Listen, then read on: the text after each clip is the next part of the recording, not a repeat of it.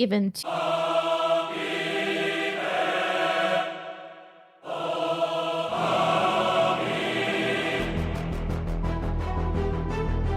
Welcome to Forever Exile, the Path of Exile podcast. This is episode 41. I am Justin, aka Tags. And I'm Tyler, Wrecker of Days. And today we are joined by a special guest. I have a great intro before you find out who it is if you didn't read the title.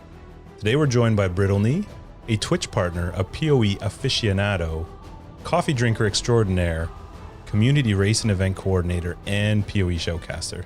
Welcome to the show. Thanks for joining us. Well, thank you for having me. It's a pleasure to be here. It's a lot of titles. Yeah. We wanted to put stalwart, protector of knees, and all sorts of other things in there, but it didn't fit. There's a character limit. It's really unfortunate. Yeah, well, you probably could if you didn't have like the business part. I didn't put that part in, but if you want to reach her for business, it's, I don't know, there was a Gmail address. I didn't take that part out of it. How are you? Doing all right. Yeah. Thanks a lot for joining us. We know it's definitely a little bit later on your end than ours. No, it's quite all right. Bit of a night owl anyways, so. Perfect. So we typically start our episodes talking to each other about our weeks, but we both don't really care about each other's week this week. So we're both kind of curious. What's a typical week for you like? What's the week like? What's your week been like? It kind of just depends on what's going on in PoE, to be completely honest. I'm pretty involved with the racing scene, and depending on if we have upcoming races or events to be planned or what have you, there's always sort of something going on there, whether it's continued development as far as creating PoE tools to go alongside racing, or just the sort of nitty-gritty organization aspect of it, talking to the racers, talking to sponsors, getting everything worked out, coordinating with GGG, that sort of thing. It all takes up time. And so there's streaming, there's that, and then there's anything else that I'd be working on. But most of the time I stay pretty busy just between those two things. What about outside of PoE? Do you get to do stuff outside of that? Not much right now. I mean, there's this whole global pandemic thing. Mm-hmm. And I live in Florida. And if you've seen anything about the news, Florida is not doing too good right now with managing the global pandemic thing. So the sort of relative area that I live in right now is actually spiking pretty bad. We're having a lot of daily cases. So we've kind of bunkered up for the last 2 weeks or so. Got like the big Costco order and have been full hermit mode since then, just trying to do our part in staying distant and not doing any sort of interactions or contact with outside. Is the pandemic life different by a lot from what normal life was before? Not yes and no. To a large extent, I sort of am, I would say, more of a homebody and an introvert. I like to, even when I go outside, I like the activities that are outside but away from people. So camping, hiking, these sorts of things. But I guess the choice is no longer mine with how antisocial I want to be, which can sort of be a challenge. The way things are right now, it's like everything has this sort of like risk factor that you have to weigh. It's like I really just want to go outside and walk around a park or go outside and grab this thing that I'm craving insanely. And it's just, before it was never anything that you even thought about. But now you're like, oh man, should I not? Is it worth it? Should I really go? Do I really want gummy bears that badly? No. These sorts of things. Oh, I thought the answer was going to be yes. No, I thought that was like a sure thing. That's the hard cutoff line. Gummy bears, global pandemic, nah. And so where you are, you're going out for your groceries to Costco. There's not the option for some safe online order system. Yeah, there are, but at that point in time, like, how do you determine like the contact? Yeah. Somebody sneezes on your bag of, tortilla chips and you pick it up right immediately after and rub your eyes. Like, how long are those contacts still viable? I'd rather just not buy like heaps and heaps of Clorox wipes and like sort of paranoia, wipe down everything, these sorts of stuff. I don't know, it was easy to kind of, I have a previous background in medicine. I was a paramedic for 8 years.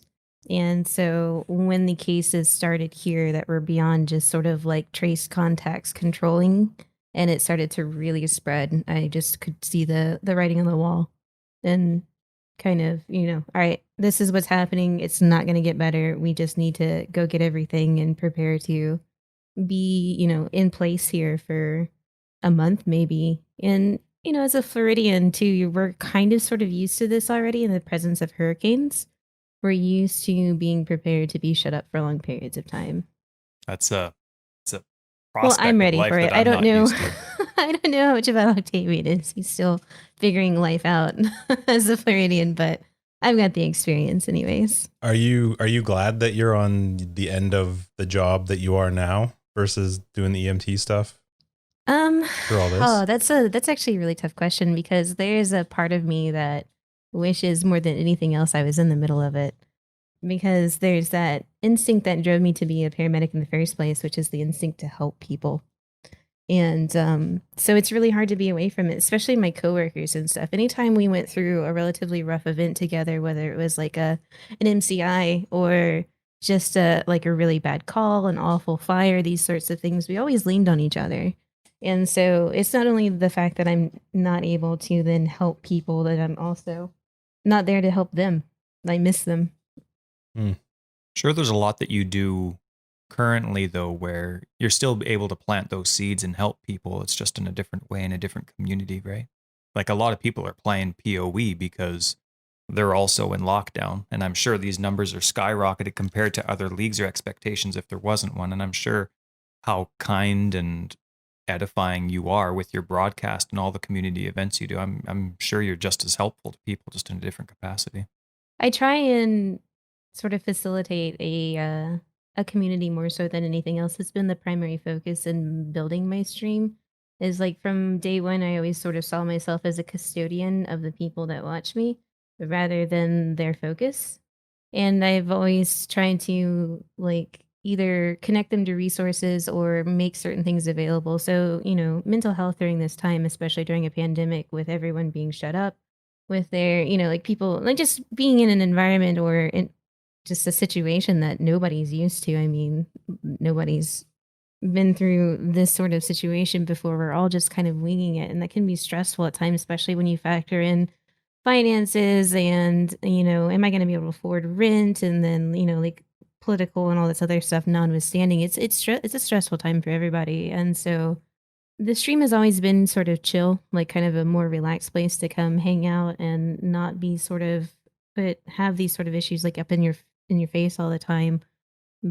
But during moments of crisis, there's been certain people that have reached out, and we've always tried to connect them with a lot of really good resources. Like Heart Support is an online one that connects people with mental health problems in the video game or greater online communities to other people going through similar things. So it's not like a one-to-one professional thing, but it's a place where you can find, somewhere to belong and someone to talk to, and that can be a great help. And then just beyond that too, is just kind of fostering a sense of community where we help each other, in game. We do the community days on the weekends so that we all play together. And then, yeah, I guess other community outreach as well. We're all really big into Risk of Rain right now because it just hit its 1.0 release, and that's something that we've been playing a lot off in our downtime.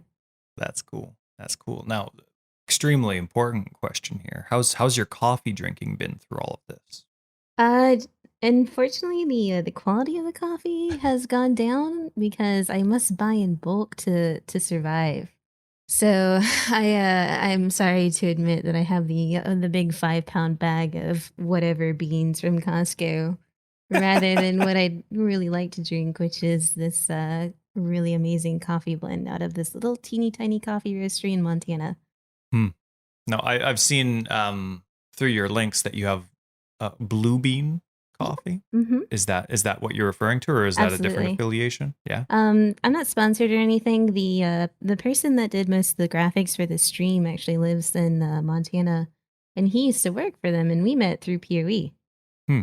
Just like ran some maps together, and just started talking and offered to do some of the design work for my site, and then worked for the coffee company, and they kind of wanted to take like a little adventure into online sales as far as doing outreach through the Twitch community, because there's plenty of coffee brands out there. I can't remember the name of the super fancy or the super one, but there's like King's Roast Coffee or something like that do a lot of work with Okay. like really high end partnered streamers and stuff like that. And so we did a little experiment, and it was okay. But obviously back then, this was almost a year and a half ago, that I was not a very big streamer back then. So needless to say, there's some sales, but not a lot. And they understandably were like, yeah, maybe we'll come back to this. But when the pandemic broke out, I actually reached back out to them because I love their coffee so much and I wanted to help them survive. So Yeah. I'm like, all right, I don't want to be, like, this is not a negotiation as far as like, give me things. I just want permission. Can I just advertise that you guys are still here making great coffee? Like, can I just tell people you exist? Because I really want to do whatever I can because their coffee is just so good.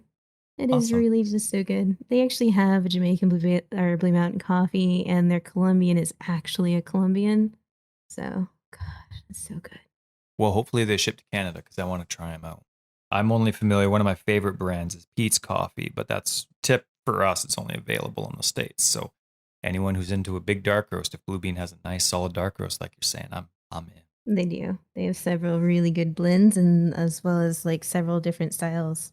The one that surprised me was actually their Ethiopian and Sumatran blends. I'd never had the experience of African beans before, Writing and that business down. the Ethiopian was quite good. So, in terms of what's keeping you busy, and you were mentioning the advertisement, with all that you do with PoE, is broadcasting your full time gig then? This is Is that what currently you do? my full time gig. Yeah, I still maintain all my paramedic licenses, but for now, this is what I'm doing. And I kind of had to step away from being a paramedic just due to, it is not a light job to say the least. I mean, we're gonna Mm. basically glaze over most of it, but I had a series of really bad calls that affected me mentally, emotionally, physically, and otherwise. And it was one of the difficult decisions of my life to, at the time I was 28 and to step away from the career I thought I was going to retire in was a big turning point for me. How long had you been in EMT at that point? 8 years.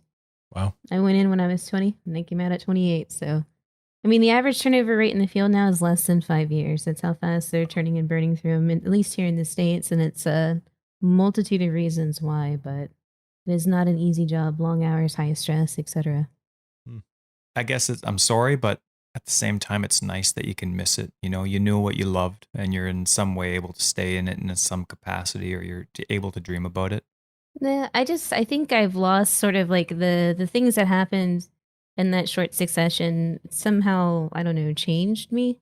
Like I look at my jump bag, I look at my gear, I look at all the things that I still have here that very much are like, almost relics of that time. And I know I can't go back. There is just something that's not there anymore. As much as I would love to just pick up the bag and run out the door, it's just not there anymore. But the thing I miss the most is actually teaching. I was a paramedic preceptor, and so I was part of a couple different other paramedics on my shift that were able to have students. Mm. And so that was really cool, sort of like training up the next generation and telling them all the mistakes that I had made as far as like look after yourself and, make sure you take the vacation time. Just don't save it up. It's really, really important that you get away from this once in a while and eat healthy. Don't always eat fast food. Like run once in a while. I'm just kidding. But, just because, 8 years in, there's all sorts of things that you've done wrong at that point in time, whether it was you didn't learn something that you should have or didn't do something that you need to, and everything from the way you lift a patient to how you check in your truck. I mean, all of it has a consequence over time. So it's really important to form habits early. So I'm not sure if maybe this is a bit of a 90-degree turn, but what was the brittle knee? Like, where did that come from? Does that have something to do with like an actual bad knee? Yes, I actually have a brittle knee Oh, IRL. I used to play soccer okay. and I went in on a tackle I shouldn't have. The lady was huge, comparatively speaking. I am short and lithe. And she was a big old stopper, and my knee moved and her shin did not. And yeah, I don't play soccer anymore. Does it still affect you though? Yeah, I mean, if there's a zombie apocalypse, I'm gonna get eaten first. Like, I can't run anymore. Mm. And, like going down the stairs, even in the mornings, like a 50-50. It's bad. That I have sucks. a few of those injuries myself, but not on my knee. I'm quite fortunate. Do you have a team, or teams based on Arsenal. leagues? Arsenal. Yeah. You're across the, oh my goodness, over the ocean. Anything local? Are you into the MLS? Not as much, no. It was one of those things that like I thought I was gonna play in college and then, have that be part of a career path, and it was just kind of like, just I don't know. Watch the big Yeah. games once in a while and kind of enjoy it. So from the paramedic side, then there's the skip to PoE. How did you get into PoE? I've read that you tried it out and weren't really into it. So what is it that got you into PoE more permanently? So I guess it was 3 years ago now. When tragic things happen, you usually form your worst habits, right? As a coping mechanism to getting over whatever has happened. And so I, in the aftermath of leaving my career, got really, really back into WoW. Fell down that hole again. And I got really into Mythic Plus, and I hit rank 1 Resto Druid on my server in Mythic Plus, and then I like fiercely defended that title at all costs to the detriment of my own health and pretty much everything around me, like WoW does, because it's basically a black hole. Mm-hmm. And so I needed to step away. I needed to break the cycle. I knew it wasn't healthy for me long term, and the only game that was going to be even remotely capable of doing that was PoE. I needed something that was content dense and something that was very, very in depth and had a lot of customization and like corners for me to lose myself into, things to research, things to learn. But it needed to be something that could be done on my time. So the fact that there weren't all these things built into it to log in every single day, like do your dailies, do these Mythic Plus dungeons, do your raid, do your LFR, do this, do that. Like make sure you have your artifact power up. If you're not doing your weekly caches, you won't get the legendaries you need. So that's something I really liked about PoE was because the league was 3 months long, and the challenges that are set up you could accomplish them, but you could also take them at your pace. And then you could also, sit down for X number of hours and just go really hard, juice your maps, like just have tons of fun, or, just work on something a little bit more casually. And it was completely up to you. And that's what I needed. I needed something that I could be really, really interested in, but something that I could also like just stand up and walk away from at any time. So did you go WoW to PoE? Yep. And you hadn't played PoE prior to that? I played it in 2013. I got to Lion's Eye Watch. Tried to interact with the vendor and just kind of went, what? And went back to WoW and D3. I mean, I was a huge fan of action RPGs. I have been for forever. And so much of my like formative childhood was watching my oldest brother play D1 and then playing D2 with my middle brother myself, and growing up on D2 and Warcraft and Starcraft. I was a Blizzard fangirl through and through. So yeah, just like I've sort of orbited this genre for a really long time, but never played it as a main game until PoE.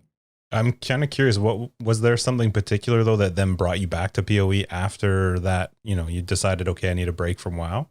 One of my friends from WoW was like, so have you looked at PoE recently? Because I was sort of telling him my dilemma of like, I got to get out of this, man.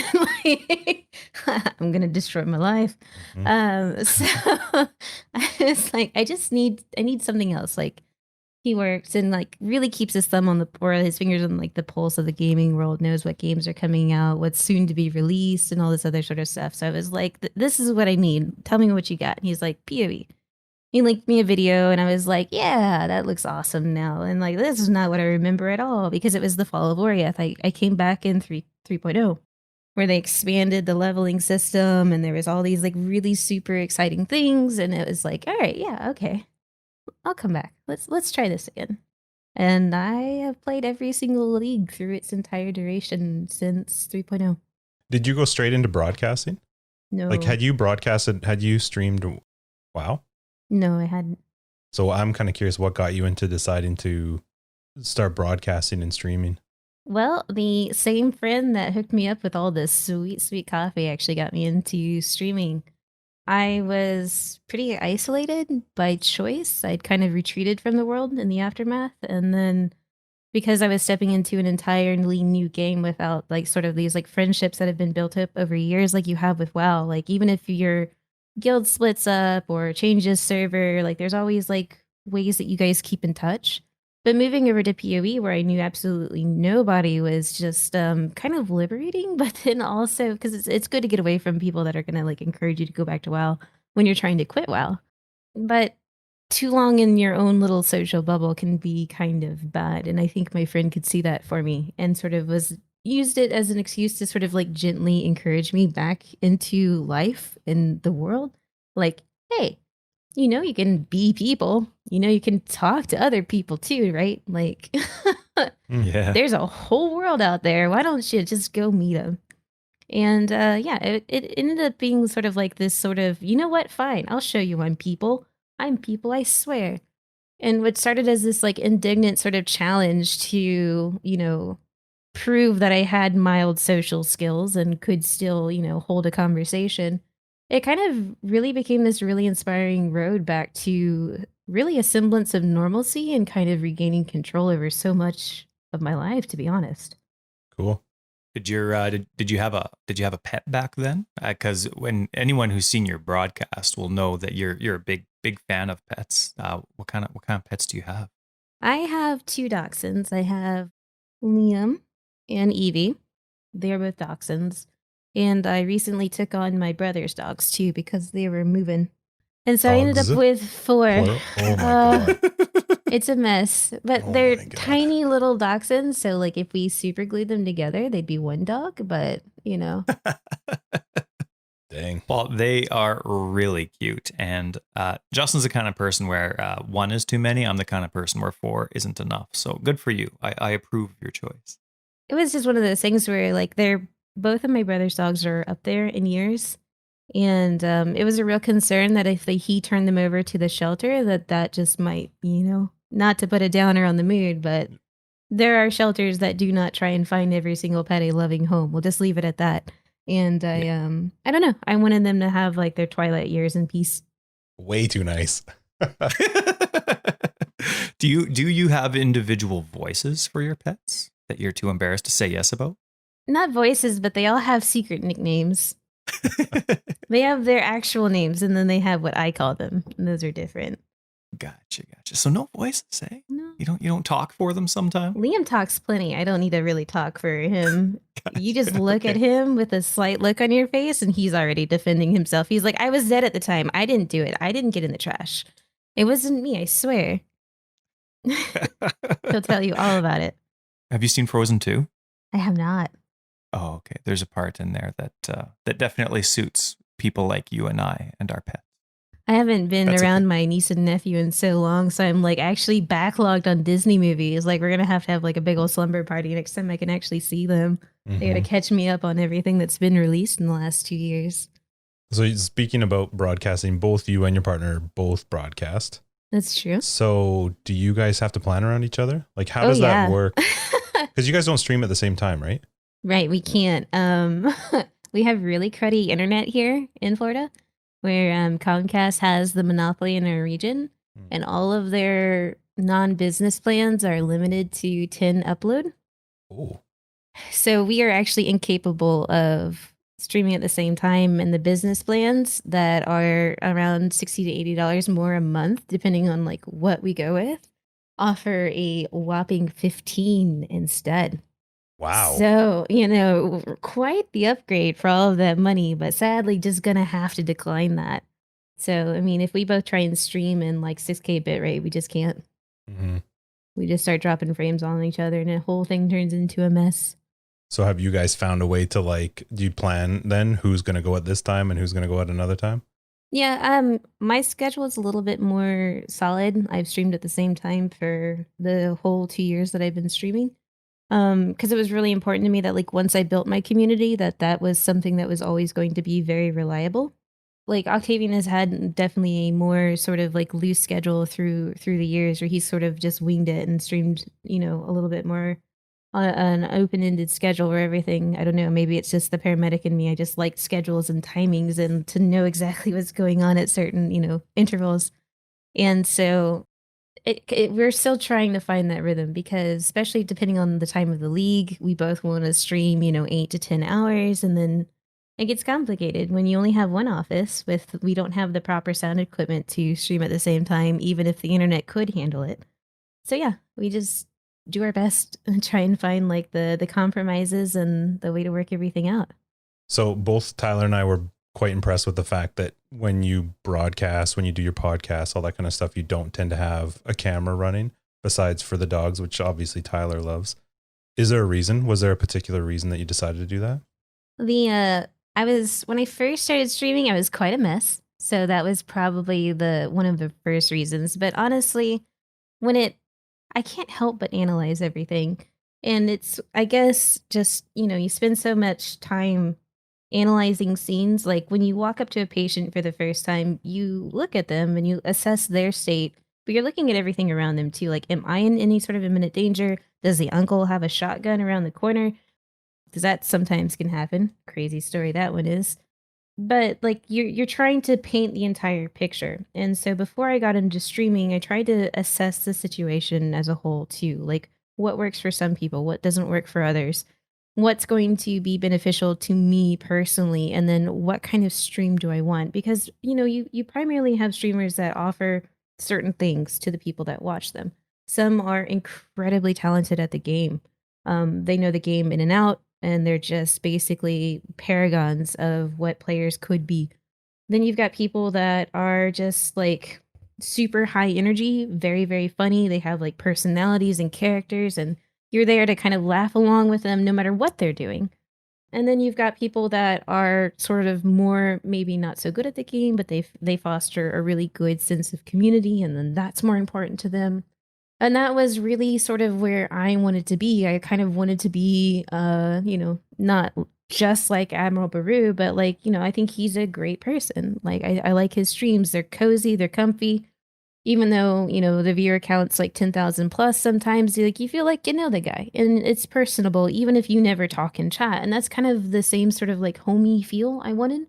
And so I knew early on I wanted to make my stream about my community and the experience rather than something that was focused on me and because it's the internet after all, the easiest way to do that is to just not have a camera, because then it's just never about you at all.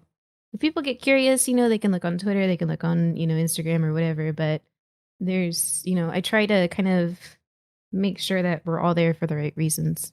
I think it says a lot about you, though, the character that you are and the passion that you have for people more than the game itself, because of your success without making it about you at all. I'm very impressed, even with your community run. I believe, what is it, Saturdays that like I see you run people through breaches and stuff, and I think what you do is really cool, and I'm very glad that you've been very successful with it. So good for you. Well, thank you. All right, let's get into some PoE stuff. We're both curious. Do you have a favorite league and a worst league? Okay. I would say Delve is probably my favorite league because I truly believe that it is the blueprint for what is a successful league through and through. Like you could take away some of the specifics around from Delve, and that archetype or that sort of scaffolding of what built up that league is going to be what I think is like the format of a successful league. There was minimal interrupting to mapping. The mapping or the mechanics scaled through normal juicing methods. So if you were running super, invested maps, you got more sulfite from it. More sulfite meant you got to stay down and delve longer if you wanted to. The delve system itself was very simple. It didn't need any sort of explanation. It was drag cart to node, get stuff. Very easy. Sure, there was like breaking the walls and stuff like that. But I mean, like overall, just very inherently easy to explain, even though like anything in it might not have been. And then the variation in rewards was great too. Like, sure, you had your little garbage strongbox nodes, but every once in a while you'd find something really neat, like a Beyond node or a currency node or a tier 3 Azurite node that lets you upgrade things so that you can go down farther. And then actual compelling boss battles. That was something that I really, really like, coming from a background of playing MMOs, is like I'm really about boss battles. That is like my favorite part of PoE. So that the fact that we got 3 like really fun boss battles that were different every single time you fought them because of the map mods changing, I thought that was awesome. And then like every once in a while you hit the jackpot and find like 7 cities, you're rolling in maps, maybe you get an Exile, you got all this other cool stuff, and it just sort of tied the whole thing together. And I thought it was like a good balance with the scale of the rewards that were given to you. And then the entire thing had a difficulty curve that you could choose to engage with or not. you could go down as far as you wanted to. Or if you like got down to like 400 and your build went you just go sideways. You have answered correctly. A least favorite? Like a lot of the builds or a lot of the leagues, sorry, that end up being too tedious on the way that they pull you away from mapping is not my favorite. So this last one, Harvest, like the whole garden pulling you out of maps for ages at a time. And Synthesis was like that too, in a way. Even though Synthesis was like more mapping, it was like Incursion, where it was like an extra little area, and it's like, all right, go in this extra area and get a little piece. And then go out of your map to this other area and put those pieces in place and then do more mapping, but different. And I was like, I don't know about this. It was like all these unnecessary interruptions to like what I would consider like the flow of the game. Like if I want to sit down and do maps, like you don't play an action RPG to like choose your own adventure. It has to have in at least some regard that sort of like almost kinetic feedback of killing mini monsters, like at the base of it. Like we play it because we want to just smash things to bits, you know?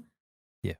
So there's like, I think there's a give and take to that system. Things like Alva and Incursion and stuff like that work because it's, it's extra monsters, but it's like quick. Even if you don't like the temple or don't like the temple's rewards, like the incursion mechanic within maps is minimally evasive, aside from the second, the split second decision that you have to go, which room? This one, okay. And then you're off. But, the multiple step ones that take me away from it. So I'd say have to say if we separate just the mechanic from like the crafting, I would say like the extra mechanics of Synthesis and the extra mechanics of Harvest are my least favorite, but they're both really compelling crafting systems that were very interesting. And so I was torn. I was torn right in half because it was like, I don't like doing this, but I like doing this. So what do I do? Well, you didn't know at the beginning of that question, but that was actually a test. You have answered correctly on both accounts, and you are welcome back anytime you like. So, congratulations. Excellent. I'm so glad. Now, do you have a benchmark for yourself each league? Is it a personal or more of a professional benchmark that you have? Do you kind of feel pressured one way or another based on what you do with the community, or do you kind of ignore community pressure and do you have a personal benchmark that you're trying to achieve every league? I try to focus primarily on build creation. It's like one of my other favorite parts about PoE is I like solving puzzles. And every single build is essentially a puzzle. Like what pieces go together? Like what gear are you going to choose? How are you going to route your passive tree? And now we've got cluster jewels and all sorts of other things that sort of like scale that power. And so that's probably my favorite part is finding these little, finding a build that it sounds neat and putting the PoE together and then putting the rest of it together. Or as they introduce new skills or new things for old skills. Like it's just so much fun to kind of go through those processes over and over again and then like throw my ideas up against the gauntlet of the available bosses. Like, can I kill a guardian? Can I kill Shaper? Can I kill Elder? Can I kill Uber Elder? Let's go find an all and punch him in the face too. Like, let's go see what we can do with this and see how far I can take it. That's been like pretty much my primary drive. And I also, even 2 years in, I am far from the most efficient PoE player, and I think that is fine. I want to improve. There are many things that I want to clean up about, especially my early league progression and how I generate currency. So there's things that I'm still learning and still things I'm trying to improve upon. But I think it's also important for the community to see a range of skill in PoE. So I'm not ashamed of it, even though there are quite a bit of pressure sometimes where they're like, wait, is that really, you really only have 4 Exiles in your stash and you're a streamer? There's all sorts of these people will come in with opinions no matter what. But I think at the end of the day, it's good to have a healthy range of what can be expected. Totally. Do you have a favorite skill or build, I guess? Because Tyler is biting at the bit to talk about whatever you want to call them, but do you have a favorite skill or build? I lean really heavily towards bow builds and minion builds. I learned the game on minion builds because I played a lot of Skelly in D2. So Necro is just sort of my bread and butter. So that was, anytime there's been an action RPG, FPS, WoW, MMO, etc., I've gravitated towards either pet-based classes or ranged classes. So when I got into PoE, it was really no different. I ended up playing both at the same time, which is SRS because you stay at range, but it's a pet build. And Love it. That's what I learned. That's what I learned PoE on was I played an SRS Necromancer for my first 2 leagues. I dabbled off into a couple other builds as I had currency, but that's pretty much where I just, because PoE has a pretty, I don't know, there are so many things to learn about it, even just from like normal mapping. Like, what map mods are bad for your build because of the armor and defenses that you've built out? What monsters have big scary mods that will absolutely one-shot you because you don't have this thing called physical mitigation? Like, there's all these like little pieces and parts, and like for me to understand those, I needed to have like my control variable. So my control variable, as I learned PoE, was the same build. So I played SRS until I understood what the heck was going on. And then I could, take that and go, all right, so I'm going to play this build instead, and it has these defenses and does damage this way. So now I have to anticipate those changes based off what I've already learned. So I started there and branched out, but I sort of found my roots in the builds that I was the most comfortable with. And so even now, I still play a lot of bow and a lot of minion builds. It's amazing how much you can play this game, even if you have favorite types. How much variety there is. Even if all you do is love minions and bows, how much variety you have at your disposal to just play an infinite amount of builds. Are there any skills that you maybe miss using? Maybe some favorites that just suck now? Well, in the so-called Bow League, also what I affectionately refer to as Bowmageddon, they absolutely destroyed the middle investment elemental bow archetype from the game. If you think about it, you don't see elemental bow starters anymore. It's all chaos dot or bleeding. And that's because these, you used to be able to take 8 to 12 exalts and throw them on, a raider or a trickster or something like that with a bow and, get places. But now you can't. And it was a series of nerfs that happened all at once that I just don't think they really anticipated it affecting the meta for bows so much. We had the increase in boss life across the board. There was the increase in elemental resistances for all bosses. Then there was the elimination of key crafts from the crafting bench for bows, so the percent elemental bows crafts were just suddenly gone. They nerfed the available outcomes from certain fossils. So like the double damage one that was a staple for so long was like 20% double damage, now it's 10. So like we had this sort of like compounding problem where even discounting the skill gem changes, our access to power was severely limited and everything else got tougher. And then you throw in the fact that they like slapped poor Elemental Hit on the face with another newspaper and was like, back, you're too powerful. And like the 6 people still playing Elemental Hit were like, what did we do? Like, yes! I had a moderate you are welcome back build. Anytime. Come back. My come Elemental back. Hit only had 1.2 million DPS. What did you do? And they're like, back, you're still too powerful. 500,000 for you. Screw you. And the other one was Scourgeo. And I understand why Scourgeo got moved so that it wasn't necessarily a vector for elemental damage anymore. So they changed the way it interacted with like its damages extra component. It used to be damages extra chaos, which was great on a trickster because conversion abuse anyways. But yeah, it's just all of your League Starter Ellie hit builds, all of your League Starter elemental Scourgeos and ice shots and lightning shots, they're just not there anymore. It's either regulated to this is for like low tier magic fine, or you have a double hatred Watcher's Eye and 250x worth of equipment to then do the stuff that you used to do on an 8 Exalt budget, because it's just how bad it is now. So you started at 3.0, right? And I'm curious what you think of the current end game. Because you would have played when, what was that? It was just Shaper in my first league. I got all the way to Shaper. I made coffee. I sat down and then I couldn't move my character anymore. And if my desk hadn't been so heavy, I'd have thrown it because I was so mad. I had been preparing for it. I'd watched all the videos. I wanted to take Shaper out in my first league because I was coming from a very competitive MMO scene. So, like, of course, I set the bar at the highest boss and, like, I'm going to get him. And yeah, I'd done all 4 Shaper, or all 4 of the, the Guardians. I'd gotten my fragments. I'd watched all the videos and I was prepared. But there was just not a lot of fanfare at the end of the league back then, too. It kind of was this, like, kind of quiet whisper of, like, hey, it might be ending soon. And then, like, it was done, and I was like, wait, what? Like, it just completely snuck up on me. That sucks. But I got him the next league. It's all right. And so in comparison, what do you think of the way Endgame is now? Really the last league with the huge overhaul.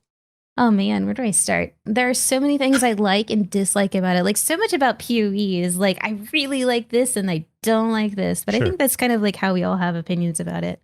Mm-hmm. I think that the new Atlas system is really neat. And the fact that it cookie crumbs progression through the end game a lot better than the Elder Shaper Influence did. Even a casual player that can play like 4 to 6 hours a week can go, I got a Conqueror Stone this week. Awesome. And then they play the next week and they get another stone. And they're slowly making that sort of progression through the end game. And that can feel really good. So like by the end of month 2, or a month, like a month and a half in, 2 months in, they have all their watch stones and they can actually fight the big bad and go on from there. I like the Conqueror boss fights. I'm a little sad that they don't scale up or down, because at some point in time, the red tier Conquerors become a joke. And then you level your second build and you can only fight red tier Conquerors, so you don't have the same progression for other builds that you do have for your first build. So like when you start a new league, you get to fight the white tier Conquerors and the yellow tier Conquerors, and you get to like have this progression.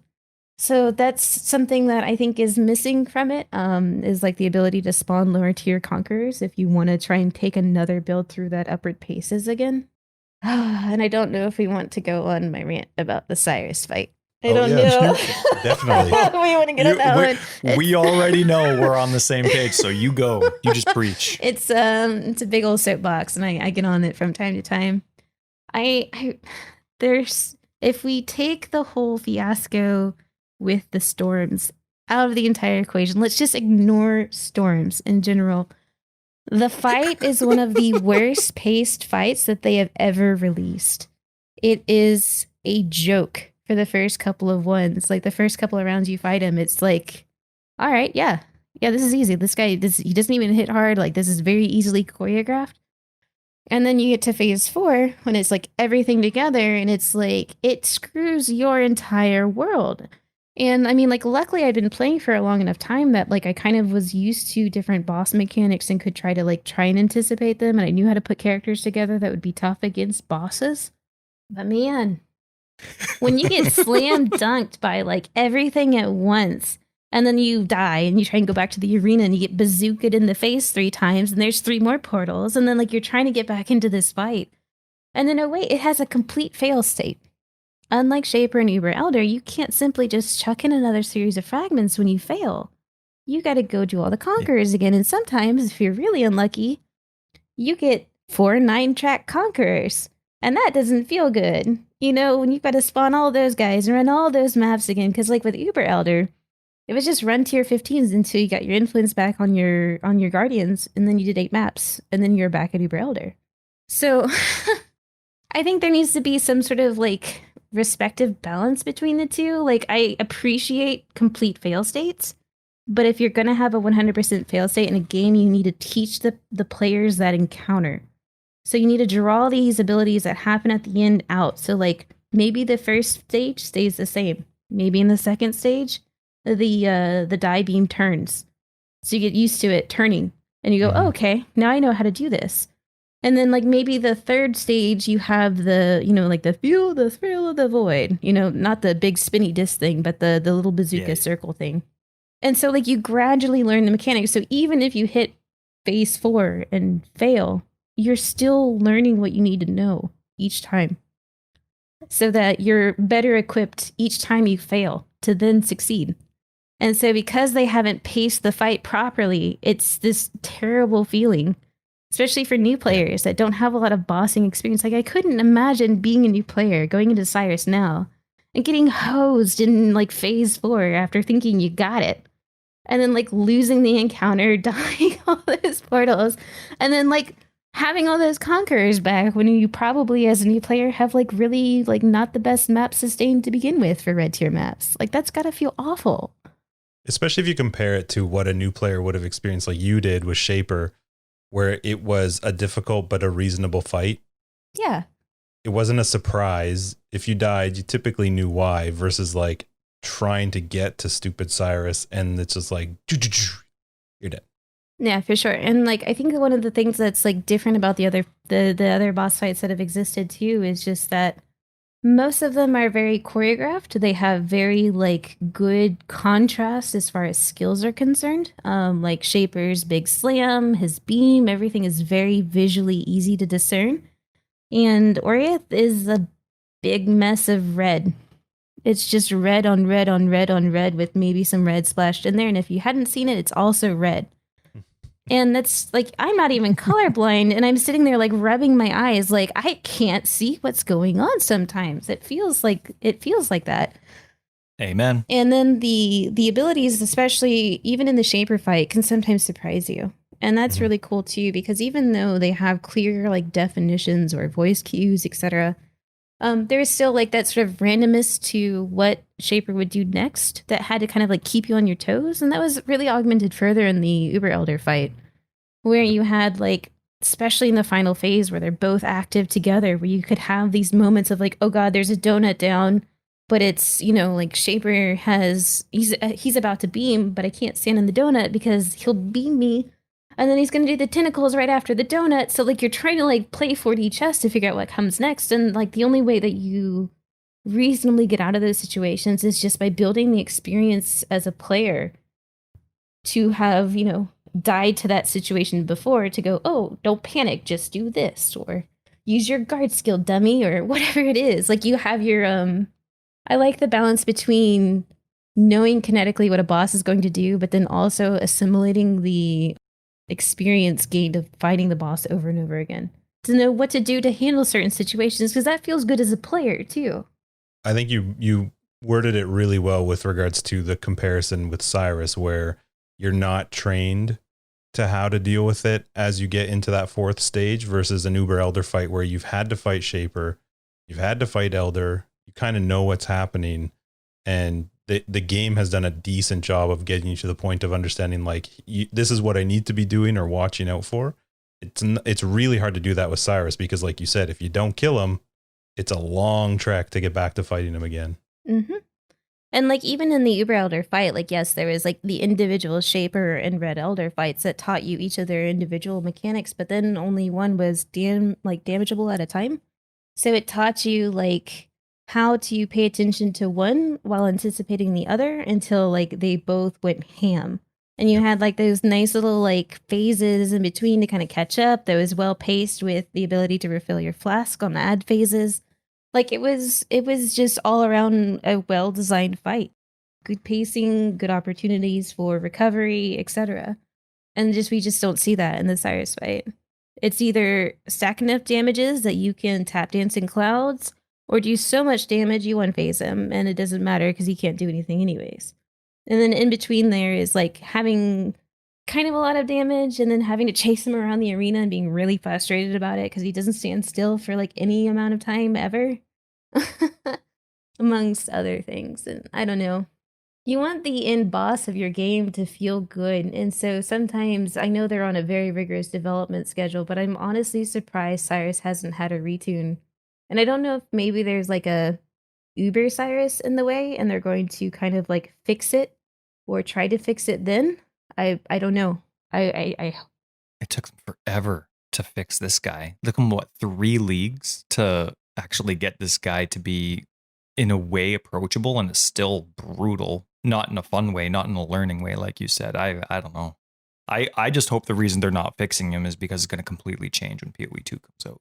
I hope this is just like a placeholder and they have something a lot more thought out. So I have to ask, I don't really want it to be a huge topic just because I feel like Reddit and everything has kind of made this a really big topic, and it's just because it's on point right now. But what are your thoughts with regards to the Harvest crafting not going core? Or basically, I don't even want to say that, just the announcement that GGG made regarding the fact that in its current state, there is no plans to move Harvest to core. I think mistakes were made on both sides. I think that they were fairly upfront in their delivery of this is going to be a broken league. Like, we understand the only way to wean you guys off of the crazy loot explosions that were Delirium and, Blight even though it wasn't super popular, and Legion before that with the Domain of Timeless Conflict, like the reasonable way to wean players from that sort of need, especially like in Delirium, when we saw like the uproar about like the Delirium rewards initially not being enough because people want things dropped at their feet, not really taking into account all of the quantity that got added. So they were like, I don't have enough loot. I'm not getting all these loot piles. But it's like there's so many more monsters in the map. Just play the game and you'll get more loot, I promise. But then they were like, no, all right, we'll beef up the rewards. It's okay. So I think that was their first mistake, was sort of like reacting to that feedback and kind of pushing it to the extreme where the loot really became a problem in Delirium. And then having done that, they set the tone for, well, crap, like, how do we take this back? So in comes Harvest.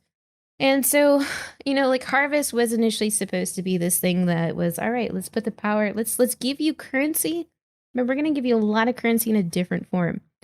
So, like, it just didn't really resonate because people want quantifiable currency, not pseudo currency. Like, they want to look in their stash and see 100 chaos, 15 exiles. They don't want to see like seeds and crafts that work just like chaos that you can use essentially for free and not spend your chaos. Like, it doesn't carry the same weight because it's not something that you can definitively see and like put in your stash. And so they were like, all right, we're going to make crafting super broken, but have fun with it and don't really expect it to stick around because we know it's broken. And then they were like, it's not sticking around, and everyone was like, surprise Pikachu face. So I feel like that was like the first problem that happened with the sort of like dissonance between like, Reddit and GGG. And I feel like the other mistake was when they adjusted the rates of everything. I listened to that sort of like initial panic from everyone that was like, this doesn't feel good. It's just Reforged League. We're not getting exalts. And I feel like that right there, like the prevalence of those higher tier currencies is what really kind of put the nail in the coffin because people got too used to having access to that power. Like, think of how often you actually get an exalt in a map. Now think of how many times you've gotten an augment or an annul. Like, correspond those to the currencies that they represent, and then just think of how many more times you're running into these versus what is normally accessible to you. And I think that's probably the biggest problem right now. Is like I don't think necessarily that, I think the overall system is broken. And I don't think that a lot of it should go core because it just is too deterministic. But I think the outrage is that they've made stuff too accessible. And people are understandably upset that have had access now. And it's not even about like the casuals versus hardcore players or all this other kind of stuff. It's just, oh man. I'm like wandering dangerously into soapbox territory again. But I think at the end of the day, I think expectations on both sides were properly managed. And there wasn't enough communication about certain goals and sort of like idea design objectives that they had. And then the entire thing is there's not a lot of understanding for the fact that this was a league that was developed in the middle of a pandemic where they like halfway through it had to uproot everything and go home. And then continue trying to put this together. And we see that. We see Harvest being largely unfinished. Or at least it feels that way to me. It feels like they had a lot of really good ideas on paper down, but then they didn't have enough time to calibrate it. I feel like they were quite clear at the beginning. I'm just surprised with, I guess I'm not surprised, but the community feedback that it's so negative. I thought GGG was quite clear. It's not showing up. And when I hear all these complaints, it's kind of like, I think the one side of the argument that I think has some validity is the fact that it brought a lot of people to crafting that had not done it before. Whether it is way too strong in the way that it is, but I think it brought people into playing a part of the game that they had just not touched before. Not that this is really PoE crafting, because PoE crafting tends to be a more RNG based and, a little bit more, it's definitely not deterministic besides the little bit you can do on the table. But I think one of the problems was it brought people into crafting that were not used to crafting. And then you said, which shouldn't have been a surprise. Yeah, we're taking it away. Or it's not going to go core like this. I remember 2 leagues ago thinking Conquer Exalts were bonkers broken. If With you what they- find them. What if you We haven't found one yet. I have one. like if you can, you can deterministically slam like Cull or phasing on kill or all these sorts of things. Like if you have the right, you take the gamble, you annul the right thing, you have your open suffix, and it's like a 1 in 4 for something awesome. Like I remember thinking that was bonkers. Yep. And then here we are, right? But I think either way, it was destined to have sort of this like outrage. I think at this point, it's just sort of part of the whole cycle. And I think GGG, either way they went, would have like lost in either situation. Either they commit Yep. to this power creep that they don't really necessarily want as game designers, or the entire community, well, not entire community, but a large portion of a certain part of the community is just outraged that this isn't something that they have access to anymore. And I understand like the love for crafting and everything like that, but like the soapbox to get on here isn't that your ability, and this is probably gonna dig me 6 feet under, but the game should Not not here. be balanced around gear. Like you should not need the gear that we have now to interact with the game. It's up to the rest of the things that are access to the game or in the game itself, from the skill gems themselves to the passive tree, what ascendancy you chooses, what cluster jewels you decide to incorporate into your build. Like that should be where most of the base game design falls for, getting you to your certain goals. Gear should always augment that. It should never be a necessity, because it's an RNG based game. You're not always going to have the gear, so some of that has to fall on the pieces of the puzzle you will always have access to. And that's why uniques are the way they are, because they're stand-in gateways to other gear that you can then craft or buy or whatever it is that you want to do. Like, I think that even though it feels great to have that powerful of gear, and for me personally, it allowed me to put together a build that's been sitting on the back burners for like 2.5 weeks now that I had the idea about. But, like put it together in POB and I'm like, this is impossible. Like, I'll never be able to afford this. Like, and I'm a streamer too. I'm part of the 1%. No. But like, I knew that this was never going to be something that I would have access to, but then this league finally opened it up for me, and like I appreciate that about the league. Like I was finally able to see what Bleed Minds feels like. It's awesome, by the way. But like I had this crazy idea and I finally got to do it, and that's really cool. And that kind of takes you back to like how PoE, there's always been the meta builds, but then there's always been those really sort of like jank hipster builds that just work sometimes and they're really fun. And so, like, I appreciate the build diversity that was brought through this league, even though a lot of people played Necro. You saw a lot of people trying new and weird things because they could craft, like, really good gear to make, like, something that was normally bad good again. So having access to, like, say, a favorite skill and being able to take a favorite skill to in-game because you can make super good gear, like, I understand, like, that emotional component to the entire process. But for the long-term sake of PoE, like that's just not a healthy way to balance the game. Where like all of a sudden, like, because it just turns it into Diablo, because it's not just there's not just like unique sets. It's cookie cutter. Everyone's got the same explodey chest. Everyone's got the same, whatever bow, etc. And I just don't want to see that for PoE, and I don't think it fits with what the future that they have for the game in particular. Because with this sort of like idea behind PoE for the longest time, as far as like the rare having a good crafted rare having the most amount of power in the game, like, or being the best item that should outperform uniques in most cases. And then the idea behind the item culling that's going to happen before PoE 2 or in PoE 2, where they're significantly reducing the amount of items that we have. It's like a compelling crafting system needs to go alongside that, but it can't be the foundation. Sweet. This is really easy for me because you say exactly what I want to say, but you say it way better. So this is really easy for me because I'm just like, yeah, yeah, yeah, Okay. yeah. So I want to actually do another 90 degree, and this is definitely right up your alley and not ours at all. So you mentioned in the beginning that you talked about the races, PoE races. I have a lot of questions. So I'm really curious how you got into it. Like you started in 3.0, so you wouldn't have played during like the seasons, right? Like Right. I completely missed all of the races. The first racing event I had was Turmoil and then Mayhem. Were the two that those are the first two, the little like 2-week leagues that were back to back, I think at the end of either Harbinger or Abyss. I can't quite remember. And then like one was just like the bigger version of the other. So Mayhem added, or like Turmoil added 6 Exiles, Mayhem was like 24 or something like that to his own. It was like the same league but extra. Did you play in the races? I mean, I tried to level and all of that and got killed a whole bunch, but Right. you know, that was me at the time, you know. Yeah. What was the jump then? Because you're very, very involved. I mean, maybe you can just tell us and everybody listening what your involvement is right now in the racing scene, because it's very, very involved. And then maybe just tell us how you got into that. Yeah, I can tell the story. The story kind of explains where I end up now. So I'll start at the beginning if that's okay. Mm-hmm.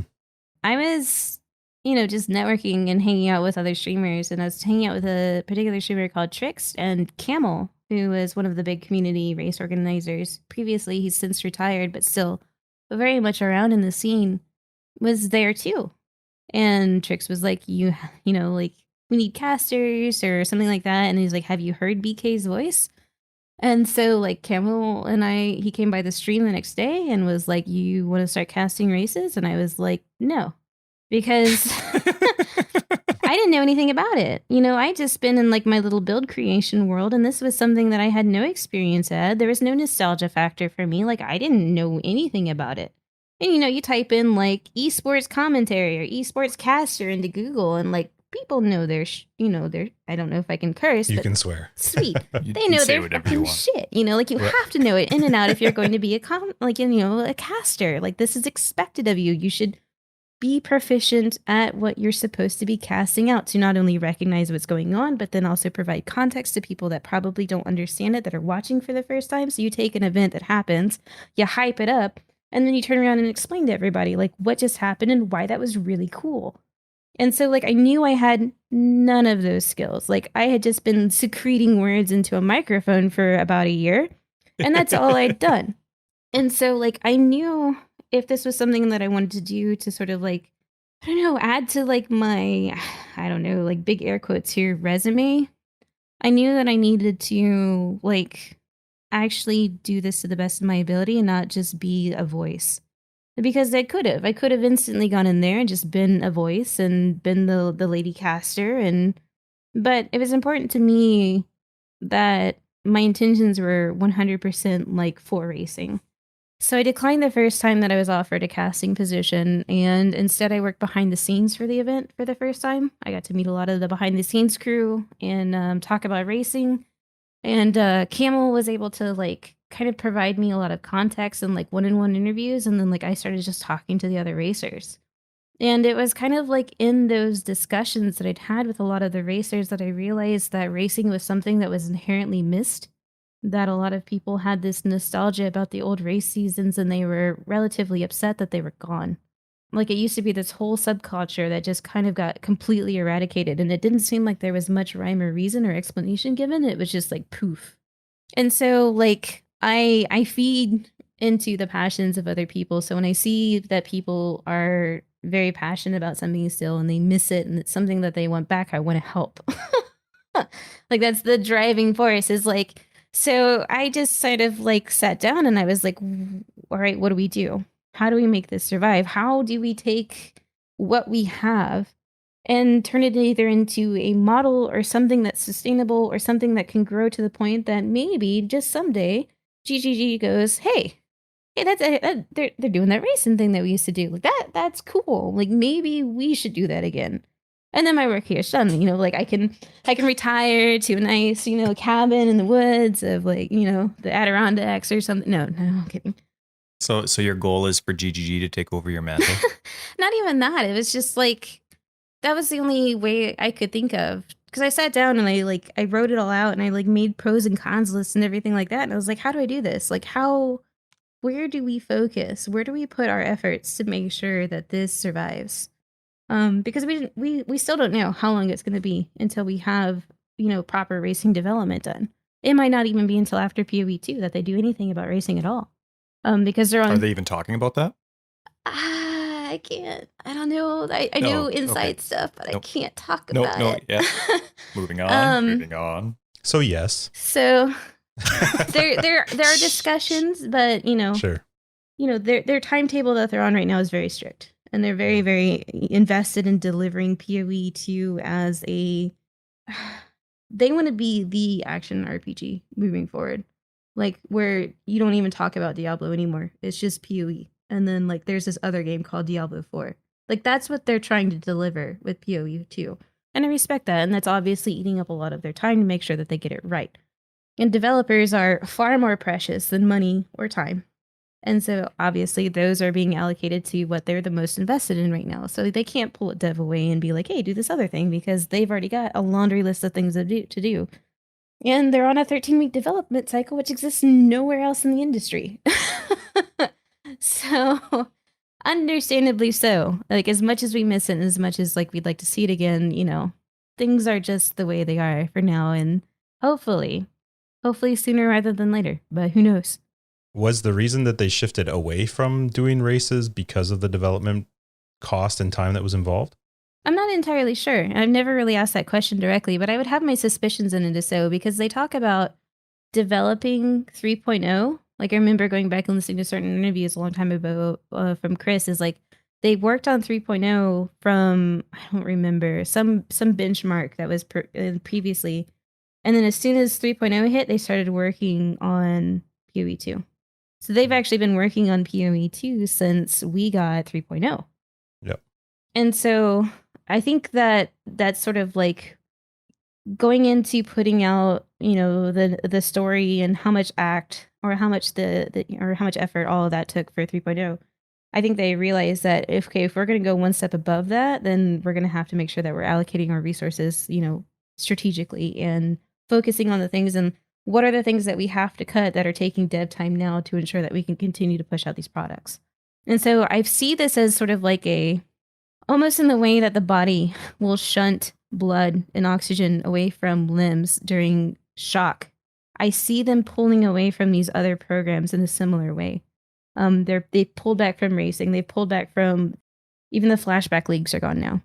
Yeah. And I sort of see this as like a preservation of the core, just like, a body in shock is. Like, I feel like they're really just trying to make sure that everything goes right. It's good prioritizing. Yeah, I mean, it's all you can do, really. But my focus primarily when it came to the racing scene was I thought the only way that we'd really survive is to put it in front of as many people as possible and get people excited about watching it.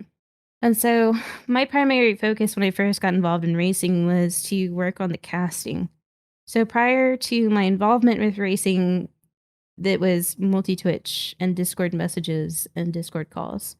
And now we have an entire suite of tools, including a casting tool that allows us to broadcast the races in real time, as far as like having ladder updates and being able to switch which people that we're looking at, like multi-Twitch, but better, where we can zoom in, play clips, look at the ladder, everything from the casting tool itself. And then this is a casting tool that's been developed web-based, so it's deployable, because PoE is an international game, and there's going to be casters from all over the world. So this has to be asynchronous in the fact that all the casters that are casting together, when Ziggy's in Australia and Octavian and I are here, we have to be able to see the same thing at the same time, and then a single product has to be pushed out to everybody else. So there was a lot of design challenges in like how to develop the tool to make it like both extremely user friendly, because it's hard to cast and be your own production team at the same time. Yeah. But then also, be something that's compelling to watch, something that's interesting, that we're incorporating things that make the racing experience better, like the rip clips, that we can play them directly into the tool. If people are like, what's the ladder standings? Or if there's a big upset, then we can show the ladder and show what's going on there. And that's like really important for user interaction. And then on top of that, there's been so many other tools developed too. Like there's it doesn't get much use because there's not a lot of long-term races that are casted, but we developed an Atlas bot. So the Atlas bot is the answer to the fact that we don't have access to the Atlas API. And so we have a bot that watches Twitch streams, and when somebody opens their Atlas, it goes, oh, look, there's the compass, and it takes the picture.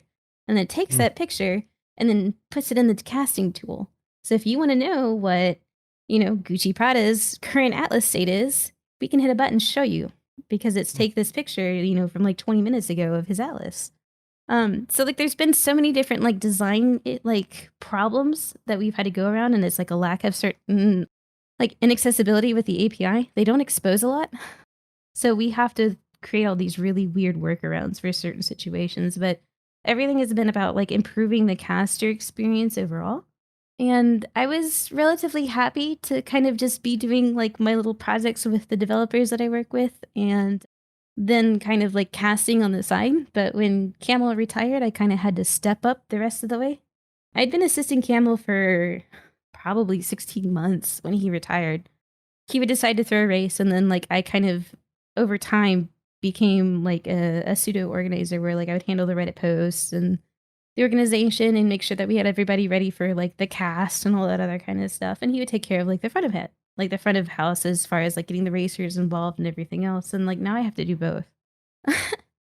And then it was one of my things that like the camel races were great because they were a measurable race where people could test their skill.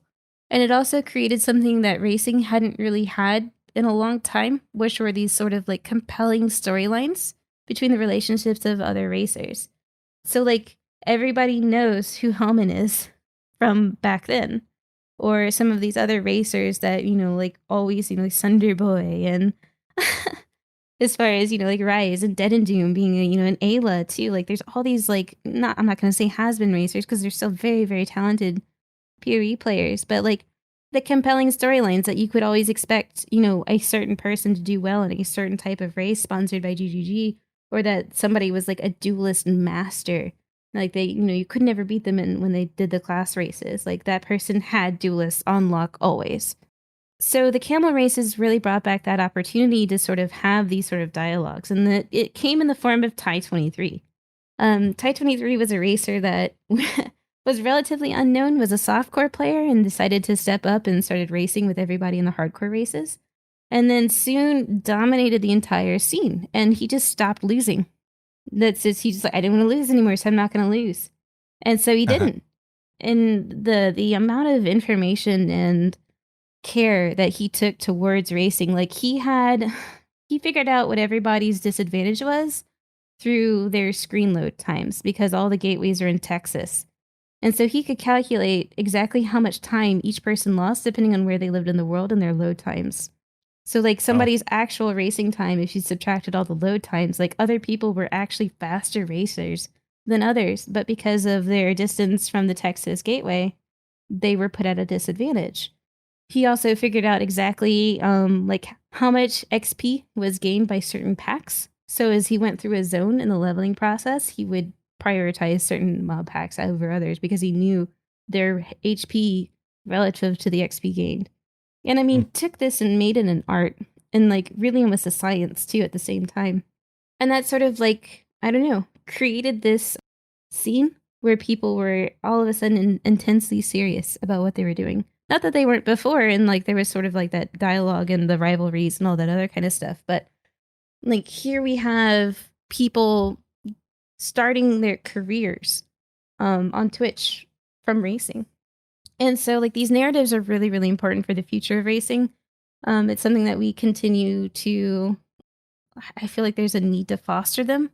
And they're good for everyone because it's just good entertainment. You have a race to watch. You know that these two people are beefing. Maybe this guy won the last time, but the underdog is going to take it this time, and who's going to win?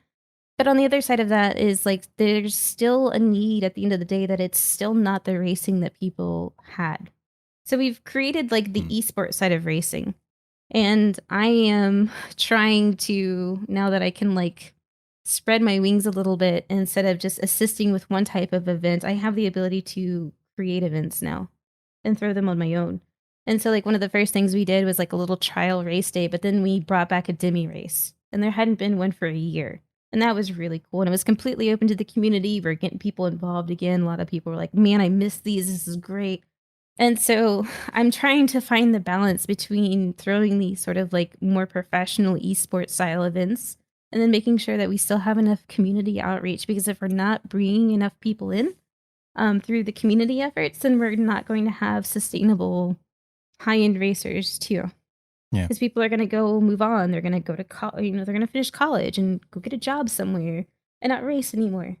And so like there's got to be like these you have to, if you're going to sustain an esports scene, you have to have that upward momentum. And so I am part organizer, part project manager, part producer. And I don't know. I really want to see racing survive, even though I'm absolutely terrible at it. And I think it's something that PoE needs. Like, I think that's still something at the end of the day that is unfortunate that it was gone in the way that it was. And I don't know. I like to knock on the door of GGG every once in a while, and I send them this proposals and stuff like that. It's like, this is what you need to do. And they're like, yeah, we know. Are those proposals them paying for your cottage in the woods for you to retire? No. But it's more of us just addressing a lot of the problems that face race organizers right now. And one of the biggest ones is, of course, is the private league cost. Yeah. The fact that we have to do races in private leagues because it's the only way to ensure a brand new economy or to make sure that everyone's on a level playing field. They're just prohibitive to open up to the larger community. So a 2,000, which is a capped private league, is $1,300. Oh, yep. And so you have this, like, you want to throw these events to sort of nurture that relationship with the community again, where we can be like, yeah, let's all do some crazy stuff. Let's do a class race, or let's all get to, let's see who can get to Awakener the fastest, or let's, like whatever it is. Like, you open that up to the community, and it's just it's absolutely too much because there's just not enough support. We don't have the access to a lot of the sponsors and all these other sort of things that like more established esports scenes have. Like, even though our statistics or like our our viewership and our watch hours and everything like that should be bringing in sponsor money, they just kind of go, what's that? So we have a long way to go as far as being able to like routinely pull these sorts of events off if we were going to rely on like outside funding for it. I would rather see the actual PoE league system change before we brought too much outside sponsorship in, because, as soon as you start putting brands on everything, things kind of go, you kind of lose your identity as a community. And I think that a lot of like this is born and based in the community. And I think like branding up too much is like a bad direction to go. Like, it's a necessary evil to grow the scene because like you have to have like the sponsorship to then pay for the events. But I think, PoE racing survives the more community outreach we do, and the more community outreach we do has to come through them either substantially cutting the cost of private leagues or splitting the private league system into respective private leagues and then racing leagues, and make the racing league shorter, cheaper, easier to access, maybe modes that we're used to, like fixed seed, alt start, and then just void them when they're done. Make them for 24, 36 hours. And then at the end of it, it all goes poof anyway, so there's not a server load to it or a database load to it. So would you say one of the biggest hurdles is the price, like for sure, the racing scene right now? Yeah. The two races that I was able to do in May, the 23rd and the 30th, were all sponsored by one person who was just kind enough to be like, you want to do some races? And I was like, yeah, I want to do some races. And he just threw like $4,000 at it and was like, do some races. But there's not a lot of people like that in the world that are willing to do that kind of stuff. And like the points gauntlet race that's going to be going on soon is like a tremendous example of sort of like the power of the community that's invested in racing. They have raised heaps of money for this event through various outreach and fundraisings and stuff like that. So like the community desire is there. It's just about, I think, as like community organizers, and then I guess as a scene as a whole, we just need to try and like, I don't know, keep this momentum up and then find a balance between throwing like the events that are just good entertainment and like balancing it with enough of these community events too to keep everybody interested. And we've recently opened up a Discord server, which has been pretty cool. For community or racers, or for who? For everybody that is interested. If you want to just be aware of races that are going on because you like watching them, you can join and you'll see the announcements as different people put on races and where to go to watch it. If you're interested in racing, you can sign up as a racer and either do practice leagues with people or sign up for events that don't have, strict qualification requirements and stuff like that. And then there's all these sorts of resources of like how to get qualified and what you got to do. And then there's, like we're all in that server together so people can ask questions. And then the people that have been racing for years and years and years can answer. And it's really cool. And a lot of the tools you were talking about, they're all just user developed, right? Like this is a lot of just you and a group of people finding answers to questions. Yeah. So the person that I probably work with the most is someone called Pertinex, and Pertinex is the person that's helped me with a lot of the Discord development in addition to the Atlas bot. Mukvi is the person that's in charge of the tool, like the caster tool. And Faderon/Law, you guys by both, is the mastermind behind PoE Racing. So it's like a lot of different pieces and parts together, and we're all like everybody's needed to put on a production. Like everyone's got their little thing that they contribute. It's exhausting. And then you have your broadcast, and then you have your guides. Like that's We're getting to those in a second, Tyler. Just calm down. I just was gonna crack a joke at Tyler and I disconnect to racing. I used to love it, like way back when GGG used to run it. When we had Octavian on, he was talking to us just a little bit about the racing, and he had actually mentioned, that you were definitely a much better person to talk to about that. But he talked to us about a camel race, and when we finished the recording and we were editing it, I was talking to him. I was like, "What the hell is a camel race? Like, was this an actual?" I didn't know. Neither of us knew what that meant. I had to Google it. So. I almost just spit my coffee on just my pretended. keyboard. I can't see it, but I almost did. Actually the truth. It was pathetic. No. Now I like it a whole lot more. It's a lot of fun to watch. I wasn't involved in that sort of scene at all. Yeah. And it's because it didn't have much of a community presence. I mean, like there was like a forum guide and stuff like that, but a lot of the early camel races, like the popularity was all in viewership for Twitch. So if you weren't really tuned into Twitch at the time, you probably missed it, not to... Because I know the first camel race had like absolutely insane viewership, tens of thousands watching. Wow. And it's sort of, like that first event was, I think, one of the best, maybe the second one after, but it's still a fight. We're still fighting very much to survive and to keep this thing going. And even though like our watch hours are good, because, there are plenty of like Overwatch tournaments and stuff like that that don't have the viewership numbers that we do or the watch hours that we do when we put on a race. But, and making sure that this is something that's compelling for GGG to want to invest into eventually is like we just got to keep it up and then keep growing. That's awesome. And I would honestly say that if it hadn't been for Camel, I don't think the Exile Con races would have even happened. Because if he hadn't provided that environment for people to be interested and to want to compete again in that manner, I just don't think it would have happened. They were fun to watch. Very fun to watch, even for people like us that aren't into actually participating in them. They're exciting, and you see people looking at systems, not necessarily abusing parts of the game, but you see, oh, well, they're all doing this, and then this one person's doing that, and Justin and I are looking at each other like, how long does it take you to normally do Act 1? It's intriguing. You learn a lot just by doing it and dabbing even if it's something you're not interested in. I'm so impressed with how much you do. So how much of your time, like I've seen that you have some, I'm a guide writer as well, and so I like to look at other guide writers, and I see you have tons, and even in your document that you have from past leagues and current leagues, and you spent so much time with the PoE community. Do you even like have time for your guides? I mean, you do such a great job with them. It just amazes me after hearing how much you have to do behind the scenes for everything. I know how much work goes into guide writing. How much time of your community involvement goes into your guide writing or guide responses now? So there's always a balance with the amount of time, and I've lost a lot of the ability to grow my personal channel because I've decided to become involved in racing. Like the reason why I have very little YouTube content relative to other streamers of my size is because of my involvement in racing. It takes up a lot of like the maintenance time that I would have to sort of do that. Yeah. And so I needed to concentrate those efforts and those outreaches into a format that is going to be easier for someone like me with my time schedule to then maintain.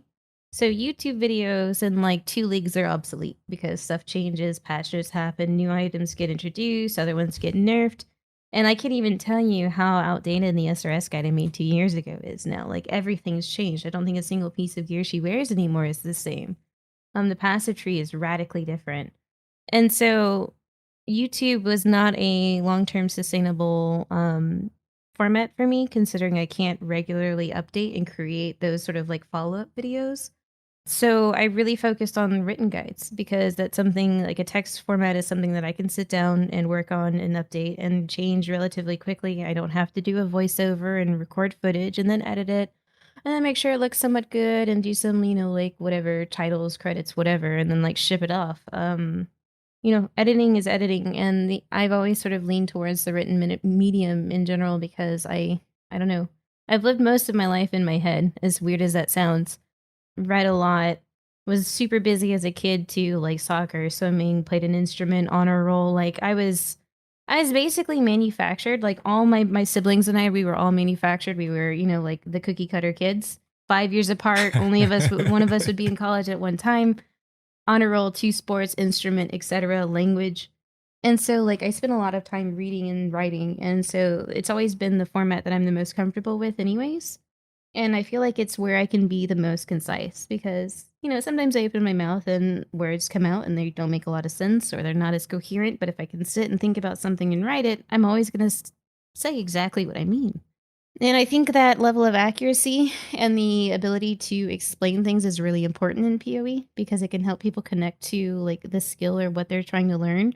Because if you can take it and explain it in a way that they can understand, then they learn it and then they retain it. And then that doesn't only just help them understand that build, they carry those like lessons forward into any other build that they then go for because they've solved this problem or learned how to solve a particular problem with this build, which is then, applicable moving on.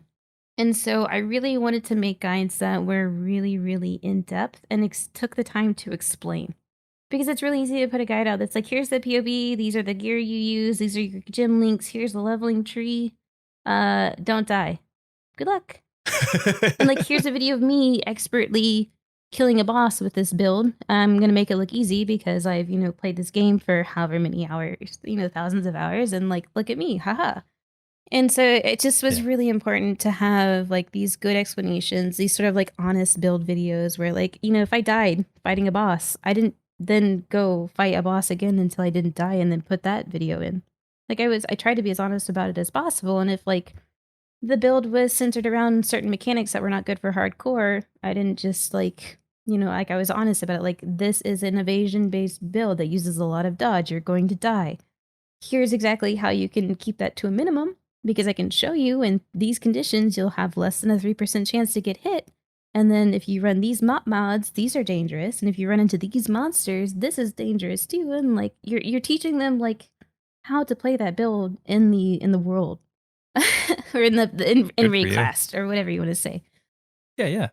So I guess that's why it's like a combination of being more comfortable with the written language and then also like having sort of like this. I guess I never stopped being a preceptor. It's like having this mission of like not only wanting to show but explain. Good for you. That's an awesome way. I completely agree. Now you have 3 guides? I don't Currently for 311? Yeah, there's some that have been updated. There's 2 that are under construction right now because it's been like a month or a year and a half since I've So the Soul Rest guide and the Poison Scourge Arrow are being redone this league because it's been a year and a half and things have changed. Timeless jewels, influence bases, cluster jewels, etc. Like these builds need time to be Just little refined. details. So the Solaris build I've just finished up on this week. The Scourge Arrow I'm hoping to get to after Bingo League, and then so those will be updated. So it'll be 5. The Scourge Arrow, Cold Scourge Arrow Trickster is like indefinitely retired because of what they did to my boy. That was my favorite character, and he did. Like you have to craft the craziest bow and get a double-hedged Watcher's Eye to even like come close to the damage we used to be able to get on him. Like it's just so crazy. When they were like, we don't want people to play Elemental Scourge Arrow, they meant it. They meant it. And at first I was one of the people like, no, I can't be that bad. Oh god, it's that bad. So yeah, I think there's several builds that and even the build that I did last league that I was really, really proud of ended up being something that I couldn't publish because of the change to Herald of Purity. Like that effectively, it was a Doomfletch Split Arrow Miner, where you feed a whole bunch of flat physical into Doomfletch Prism, which is a bow that takes 100% of physical as each element. And then I combined it with the Secrets of Suffering Cluster Jewel, which turned your Scorch, Sapped, it took your Shock, Chill, and Ignite and turned it into Brittle Scorch and Sapped because I wanted to do a Brittle build. Damn it, it's my ailment. So I had to do a Brittle build. It actually was so good. It was really, really comfy. I enjoyed it. I mean, putting it up against like Delirium's content felt a little underwhelming because it's like that much harder than what the end game used to be as far as like the requirements for the amount of damage you can do and the amount of defenses that you have available to you. But we went like Acro, Phase Acro, Wind Dancer, Kitsugi, and then we have Sapped, which is the replacement for Shock, which reduces the amount of damage enemies can do for you to you. And we were relatively tanky for a softcore build. I mean, the caveat here is softcore build. But I ended up not being able to put a build guide out on it because without that easy access to flat damage from scaling Herald of Purity, I couldn't feed enough flat damage into the beginning of the equation to make the numbers at the end of it look good anymore. And so like that was a big bummer because I was like, yes, I've done a brittle build, it's dead. All right. So sometimes even like your best intentions and something that you feel like is going to be something that's going to become a staple or at least something that's accessible for people to pick up and understand and learn, it doesn't always go your way, depending on what they want to do. Doomfletch Prism was an unfortunate like bystander to them hitting the Facebreaker Cyclone stuff with a bat. I hear you on needing to retire characters. Unfortunately, I had one of those elemental hit characters that got hit really hard when elemental hit, and that league that you mentioned already. Yeah, boom again. It was a sad day. It was also sad to to play that character with the introduction of all those influenced characters that they added. Yeah. But how do you keep? Do you have to limit yourself? Like you talked about the love of going into how many cool different combinations you can come up with and the puzzle of it. And then of course there's guide-worthy characters. Do you have a hard time limiting yourself with the amount of guides you have, considering the replies you have to give to the fact? Well, the forums give me like the worst anxiety. Like when I see like you have one new message, it's like, oh God, what is it? I don't even want to look at it right now. I don't want to, like, if I click on it and then maybe I just like put it in this tab and maybe if I'm in a good mood on Thursday, I can look at it. Like, so it's not like an immediate thing that I always reply because, the forum and, user feedback in general isn't always rainbow and sunshines. And this is the best build I've ever played. And there's like actually, there's a lot of challenges and frustrations with it, especially like when the build that probably has the most divisive answers on it is the budget Magic Find build I put together. It's called Elemental Hit for just like low in investment, out can go Magic Find. So people that you pick a tier 4 or 5 map that, alleyways, layer, whatever it is. This league, last league, it was Burial Chambers when it was a low tier white map. You pick a build and you alch a map and you go. And then you run it really fast and that's that. And like you still get some, you get some of the satisfaction out of having the quantity and everything like that. But then there's like all these sort of like user misconceptions that happen where they'll watch streams or YouTube videos and they'll see like Super Juice, like Forest Scarab, Tier 16, Delirium, blah, blah, blah maps being run and all of the loot that pours out of it. And then they go, Magic Find, Deadeye build, forum, go. And they find my guide. And they're like, sweet, it's budget. It only costs 8x. Like, yeah, I can't wait. And they put it together and this build sucks. It does no damage. I can't kill anything in a tier 16 map. And like front and center, it's like, this build is for Magic Find only. You should not expect to kill a boss over tier 10. This is like super low investment, introductory, brain off and watch Netflix while farming kind of build. I have 2 of those. I have the Magic Find version of it and I have the Darkness Farmer because that's the kind of like farming I enjoy. Like if you want to play that other kind of farming, which is like super high investment, there's plenty of builds out there for that. But, sometimes you run into, and those are the after I published the Deadeye build is when I got really afraid of the forum messages. Like they'll be like, oh, you got 3 more messages. And it's like, I don't want to look at them right now. And then you click on it and then it's like, hey, I love this build. And you're like, yay. All right, cool. Like, because someone has like a really good experience. Like one of the ones that I think is actually probably more positive than the other ones is the Chaos, the Caustic Arrow Trickster that I put out.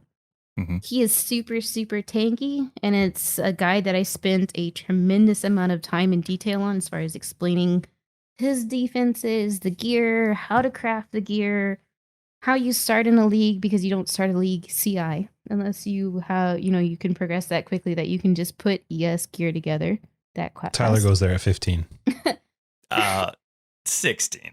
All right, let's not get it out of it. Let's not get it. And so you have to start as like mind over matter, and then you transition to CI. And how do you transition? Like, how do you get your gear together? How do you use PoB to determine that your gear is sufficient enough to then transition, so you don't spend the regret points and go fuck.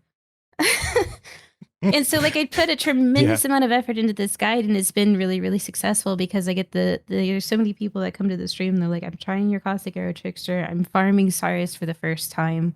It's super tanky. It doesn't matter that I'm not so good at the game. I'm actually able to learn this batshit crazy encounter that tries to murder you in phase 4 and isn't forgiving. Like, it's really cool to have that sort of feedback too, to be able to like introduce people to parts of the games that they couldn't before access. So it's really fun to do the niche builds like the Darkness Farmer and the Elemental Hit stuff. And then it's just really cool to have just a good solid guide that helps people experience the game, because as someone that loves the game, I want more people to access that content. Yeah, it's amazing how terrifying some replies can be, or the potential of some replies. But then when you get those edifying comments, it's worth all the effort you've put in. All the effort you've put in. Are there some replies, or what are the hardest replies for you to reply to? I mean, there's some that are easy to ignore, right? The ones that change your build up, but then say your build sucks, right? Those ones, okay, well, you changed the build, so go have a good time with your build. But what are some of the hardest replies for you when you're replying to someone? You feel like you have to reply to it, but that's a tough one. What is that? That's actually a really good question. I would say the ones that are really frustrating to me are the people that come in with preconceived ideas of how something works, and then when it doesn't work to their expectations because they think that they already know something, and then they pick up your build and then they do their interpretation of like what you mean, and then it's like your fault. It's I like, get it. did you read? Like, I promise you the words are there. And, I guess like, because a lot of people have access to the guides on YouTube and stuff like that, where they can just like watch 8 to 15 minutes of a build guide and like kind of know what they're doing, where a written guide requires like a little bit more investment. Not all of them, but the more in-depth ones do. So that one's always really difficult because like you have to tiptoe around how to provide feedback when you know it's their fault. And I feel bad because this is like what IT people have to do with on like an all-time regular basis, like, because like 99% of everything is user error. It's like, how do you explain to somebody that they're wrong because their knowledge is wrong, but then like they think it's your fault and you're blaming them? And it's like, how do I communicate this effectively? Because at the end of the day, I want us to both understand what happened and what went wrong. And so that one can be really difficult, especially when that person is then in turn not willing to listen. Because it doesn't matter how carefully you try to approach the problem that's happening or word it or lead them to the answer. There are some that just will not change their opinion.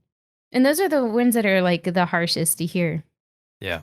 And it's not even just relative to the guides too. I mean, like you get those contents or those sort of comments as a streamer sometimes too. They wander their way into chat. It's like you give the worst advice of any PoE streamer I've ever heard, and I'm like, like, I don't know how you guys deal with it. I would lose my mind. No. The answer /ban.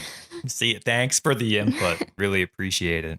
So are there certain themes with your guides that you put out? Like you have a Dark Delver, right? You have a Magic Finder. Are there certain themes within those builds that you insist on keeping? Kind of like your Brittle one, right? You really wanted Brittle to work. And then, of course, it couldn't according to your standards. So you completely removed the guide. Are there other niche elements of your guides that you insist on having, even if it's not like the most efficient in a min-maxing world? Absolutely. I try to make sure that all my guides are like achievable to, I would say, like maybe not everybody, but a good majority of players. So like my top end budgets are usually like I cap out at like 20 to 25x is usually like the most I'll put into a build, because I want it to be something that people can look at and go, this is realistic to me. And I want my numbers to be realistic too. Like I want PoB to show, like for investment, these are what you can actually accurately expect, not sell you on what it can do min-maxed and then show you what you get to do in the meantime while wishing you could do something better. I believe that having really honest communication about what builds cost and what they can achieve relative to cost is very, very important. And I always try and use, like, I don't put guides out until I've actually played the character. Like, I don't do theory craft release guides. I put them out as like maybe little bite-sized guide where it's like, hey, I put this idea together and I think it's neat, but it'll never be a forum guide until I've actually played it, because like I also want that POB to have like real gear and like in it, like not just new item, new item, new item, but like actual gear that people can interact with and like understand like how to balance. Like, okay, well, if you use these uniques, then that means that I have to prioritize heavy resistances on these two items to make up for the fact that I'm going to go for an influence mod on this other item. And then it's just like from there, I just don't even I don't even know where to go from there. It's all so important. And it's really Yeah. important to communicate it too. And it's just like I get frustrated the most when I see people cheating POBs and they're putting out build guides that aren't accurate and they're selling false promises to people that will never achieve it. And there's this like dialogue that exists now where if your build does 4 million damage, people think it sucks. And you don't need more than like 1.5 million shaper damage to do all content in the game. And if you have defenses with that 1.5 million damage, you can have a comfy time playing the game too. Like, sure, you're not going to blow something up in 5 seconds like you see, X, Y, and Z streamer do, but you're going to be able to accomplish the content that you want to do in a realistic manner in a budget that's approachable to you. And I think that is probably like my biggest drive in the guides that I do, that yes, some of the builds can cost a lot of money. There's an in-game section in every single guide that shows like, all right, now if you want to go completely ham, this is what you do. But like the first POB you click on is never one that's 40, 50, 60 exalts. It's never that way for me. And then with certain other build thematics, as far as like the low investment magic find character, that's to introduce people to that type of content. That maybe they've done maps for a little while and they hear about Magic Vine and maybe they want to do it for the first time ever, but like this is what they can afford. So it's about teaching them like how to work within those parameters too. And then they drop a doctor and they get like 12x and they're like, holy shit. Like I just made back the entire build worth of money with this one card. And then teaching them about sustained farming as far as like just like how quantity works in relationship to everything else, and like how running maps quickly is good in some ways for people than running like a really juiced map slowly. That like it's all about monsters per hour, and to approach monsters per hour in the way that makes the most sense to you as a player based on your skill level and time.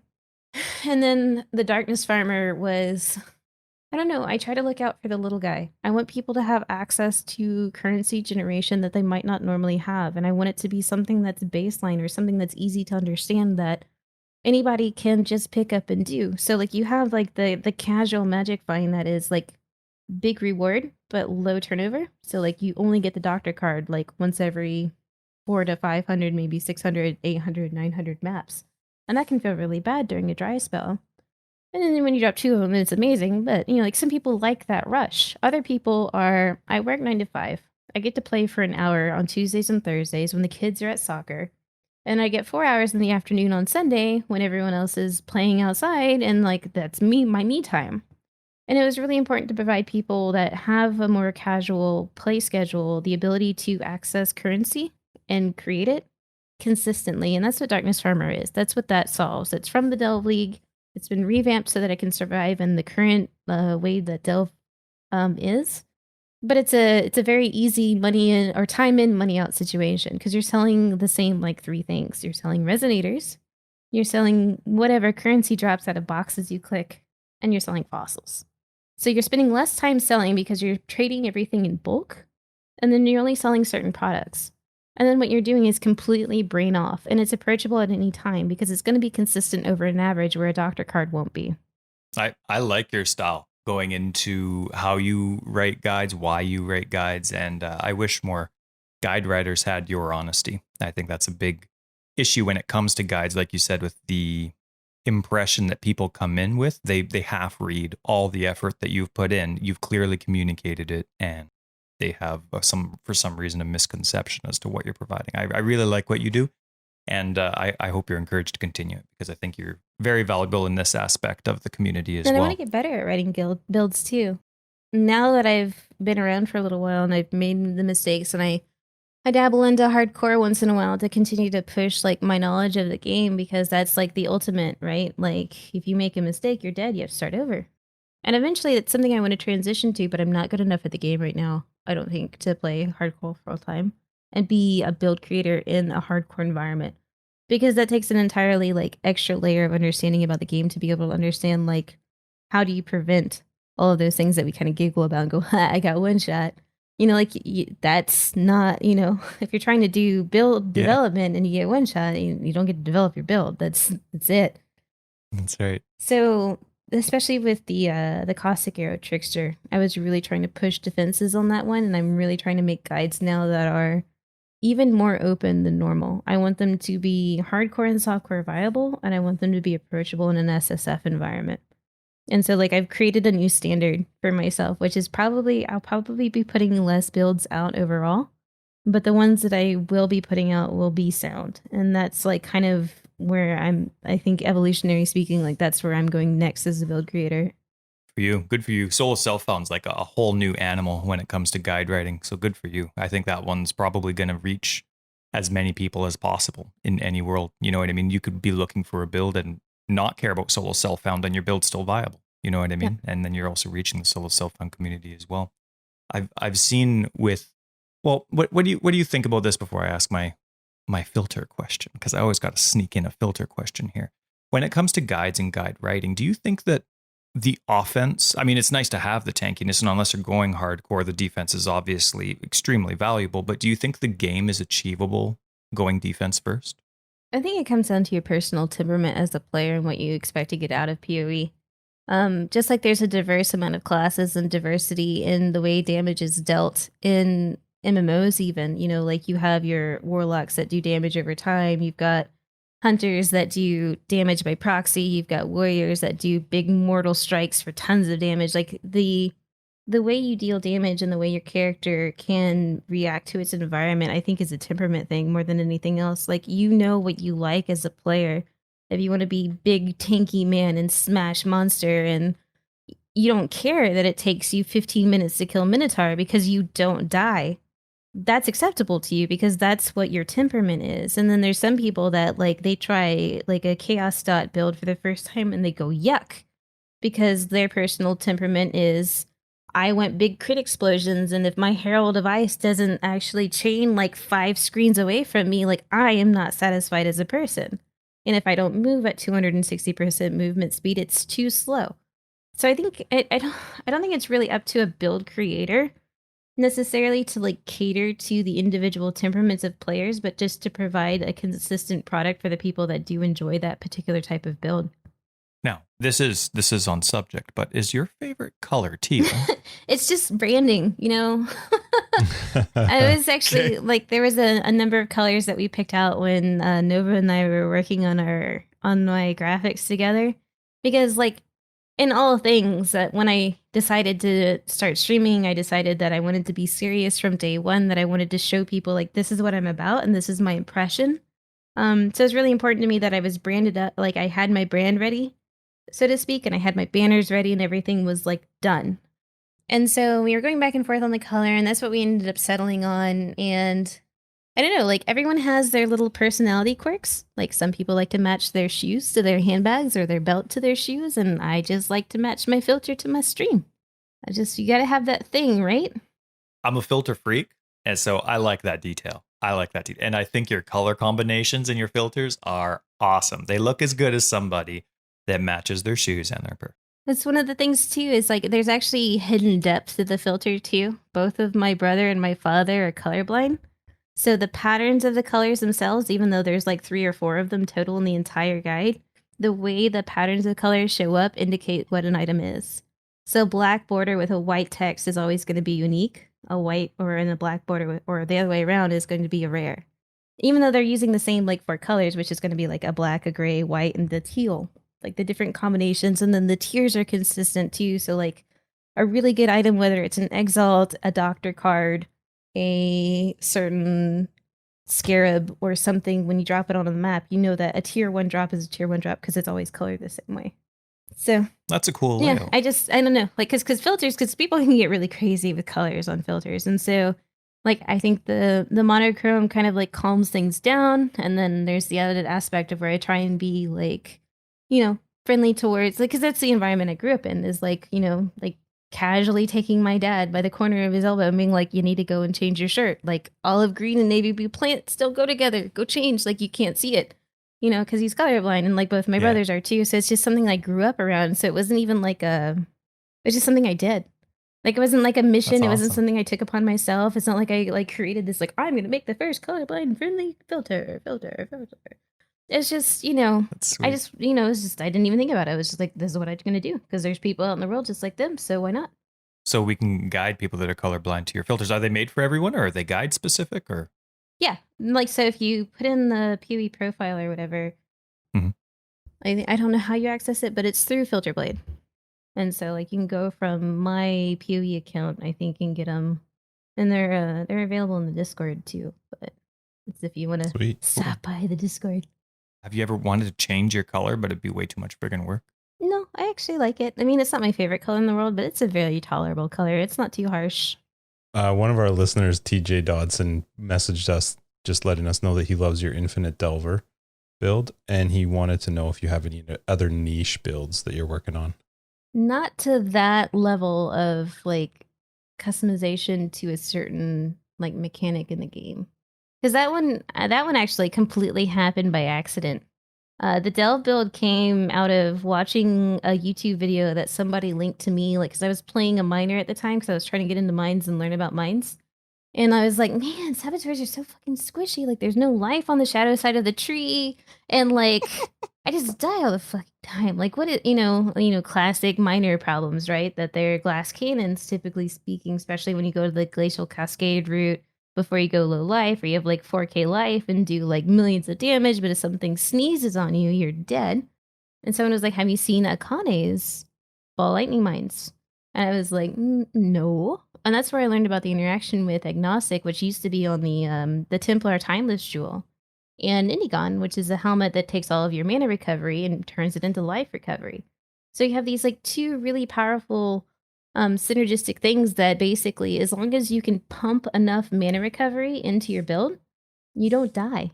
You can sustain like crazy amounts of degen, which the darkness is. And so like I saw they like, I think in the video they tank like 80 stacks of darkness or something like that. And I was like, oh, I can make a darkness farmer. I know how to do this. Like I remember enough about what it was like 5 leagues ago. And this is how we can sustain it, because the way that they nerfed the way that they dismantled darkness farmers were by making it so that they got hit. So they figured out that, 3 life and 5 energy shield was immortal in old Delve. So they're like, fine, you want to do that? Phase run doesn't make you invisible anymore, and Temp Chains is less effective on rares. Have fun. And then so you try and run through the Delve, and you're like, poke, and then you die over and over and over again. It's super frustrating, and it fell out of style. But what is so cool about the new build and the new way to approach it was that suddenly it didn't matter if you got punched in the face. Like you could take it. You had all this insane regen that you could regen like huge hits from Delve monsters while also, degening or like going like sustaining the degen of 180 to 250 plus stacks of darkness. So it was a complete accident. If I had never seen Akane's video, I would have never had that spark of inspiration. And without the spark of inspiration, there wouldn't have been a build. So sometimes things just happen. Like some of them is like That's cool. the build that I'm doing this league, as far as the explosive bleed arrow mines, like that was something that I like thought was really cool, and I worked out, and it's been sitting on the back burner for forever, and like that's something I just like thought was neat and put it together.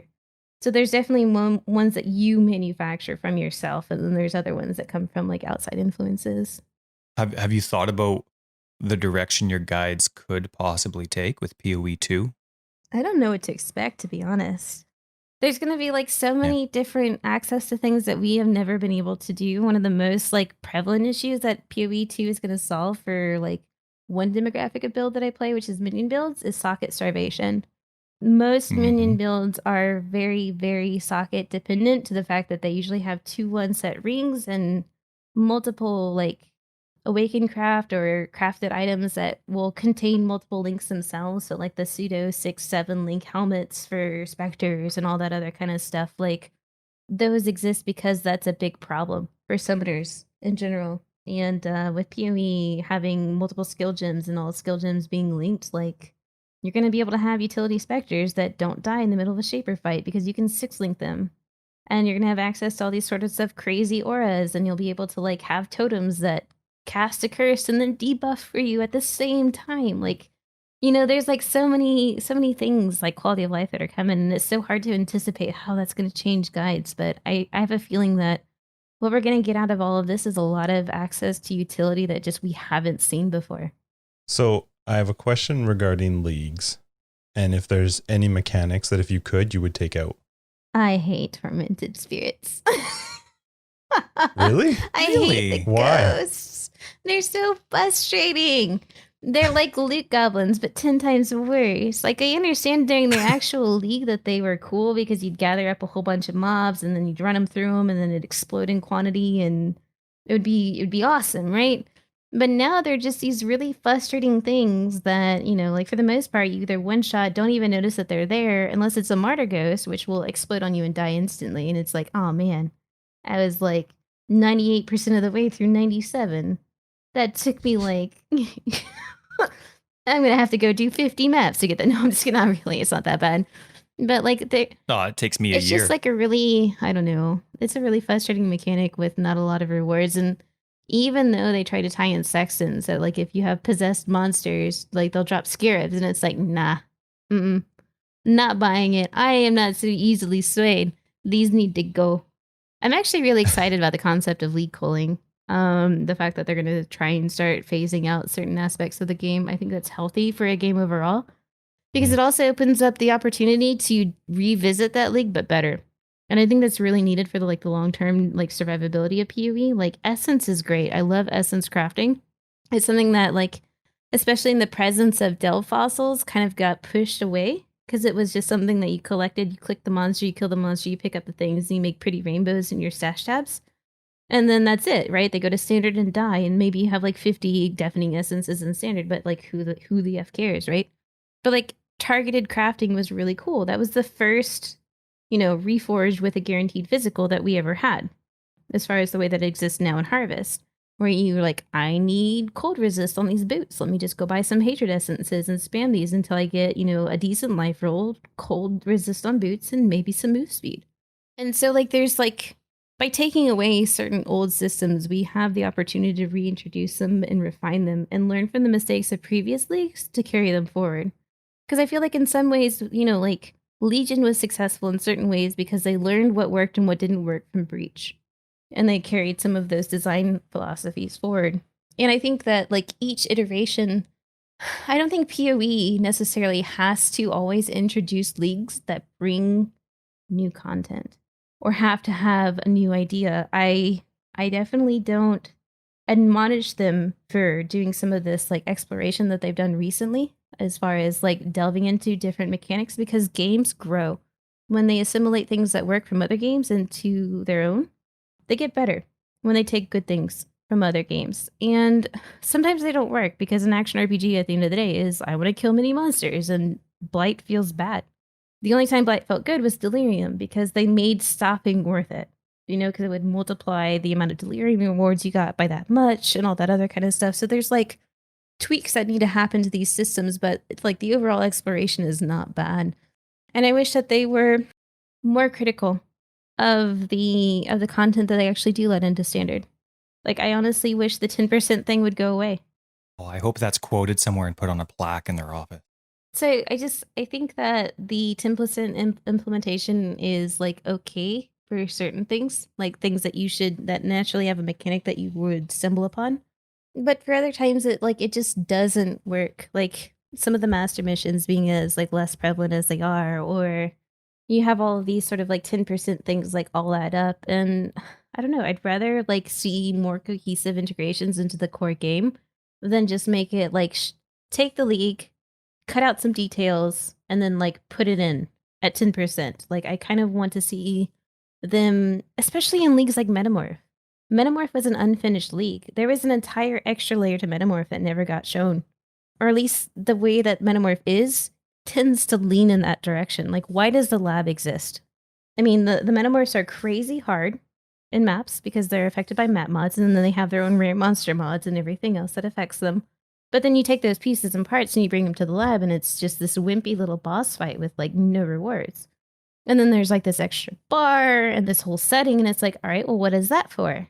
Mm-hmm. Well, there is supposed to be, or it seems to, I don't know, imply that there was going to be like a super goop monster.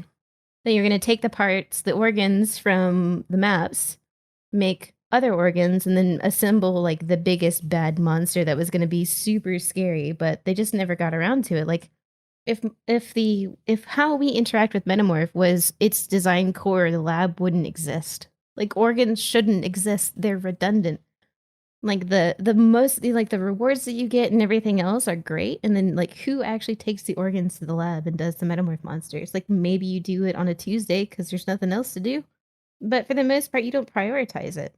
And now there's a league tab for it too. Like I don't mean to feed into like the conspiracy about the extra tabs and like if they were doing it to make money or whatever that, but it's just like here's a league that was not finished or didn't seem to be finished at the beginning. Now it's forced into the game at a 10%, and then it's like perpetuated rather than thoughtfully like, all right, this is what works. This is how players interact with it. This is how we can incorporate it and make it, you know, rewarding and fun. And I feel like there's almost too much weight given to preserving a league as much as possible from like what the league was. Like, I feel like they should cherry pick the stuff that works and then find a way to incorporate it thematically into the core game rather than just doing what they do right now. What's the beginning of a league like for you? I mean, you have all these responsibilities, you have your races, you have your guides. I don't know if you even try and get your guides out by league launch or if you're fine getting them out, you know, throughout the league. But in terms of, do you even have time for gameplay? Or is it all about your community requirements? Or not requirements, I should say, but, you know, you're involved. So the week and a half before a league is actually the best time to stream as a smaller streamer. Because everyone else is resting up and getting ready for their big 100 push. So you're one of very few people online that people have, like, if they want to watch PoE, well, you're there. You're like the 7-Eleven of PoE streamers at that time. You're, you know, like maybe it's, but you're always open, that sort of thing. So I stream as much as I can in the week before. And it's actually intensely busy for me because, like, I'm trying to wrap up the league before the league ends and finish off anything that I need to do as far as like killing bosses or trying out different builds or anything like that. And then there's the week beforehand where there's like the big hype cycle. So you're reading patch notes and you're talking with the community and you're trying to like get or judge how everyone's feeling and who's excited about what. And then answer like patch notes when and what are your league starter and what are you going to do? And it's like, I don't know until patch notes. And then when patch notes hits, oh God, I'm just like adrenaline and coffee and like almost like how I am now, coming into like having launched the bingo league now or like gotten it ready. Because when patch notes hit, I have to update every single guide that I want to push forward for that league. Because the patch notes affects each of the different builds differently. So I have to change what I need to, update their POBs, record it in the change log. And then if it's introducing a new mechanic, give my best estimation of like, here's what I think is cool. So like when they release cluster jewels, I made a list of the notables that I thought would be useful to the build. I didn't just say, go get these cluster jewels. I try to leave it a little bit more open-ended. Like, these are what I think are cool and this is why. And so if it's introducing a new mechanic, then I have to do that as well so that people that go and use it for that particular league have some sort of guidance. And then I have to do it across however many builds. And then every once in a while, I get a crazy wild hair up my ass and I decide to write a 30-page leveling guide because I don't know. And then I give myself like the most intense, you know, case of carpal tunnel I've ever had 2 leagues before or 2 days before a league. and then play Scourge Arrow, which is great because, Scourge Arrow actually has this hidden multiplier that the harder you hold down the button, the more damage you do. And so, like, I basically destroyed what was left of my wrist that league trying to, like, start on Scourge Arrows. It was a crazy time. But league starts are pretty crazy because then on top of it, there's, like, the real life aspect of it as well. Is like, not only am I trying to, like, churn out these guides and get my community ready and then just be available so that I can continue to grow as a streamer, it's like I got animals that I just can't ignore that they exist. I gotta like make sure that they're healthy and happy during the time because I'll be paying a little bit less attention to them. And then I gotta worry about me. Like this thing that I inhabit unfortunately needs rest and food. And I have to I meal prep most of the time. Make like a couple different casseroles or whatever and like freeze half of it and portion it all out. Like it gets intense sometimes. But when League hits, I don't know. Usually I start on something that I'm comfortable with. Every single time that I've tried to start on something that's new and introduced, it usually does not go well. So this last league I started on Penance Brand, and even though I was super excited about Penance Brand as like this kind of mobile divine ire or divine, yeah. It ended up being like it's just not a play style that I'm inherently comfortable with and like.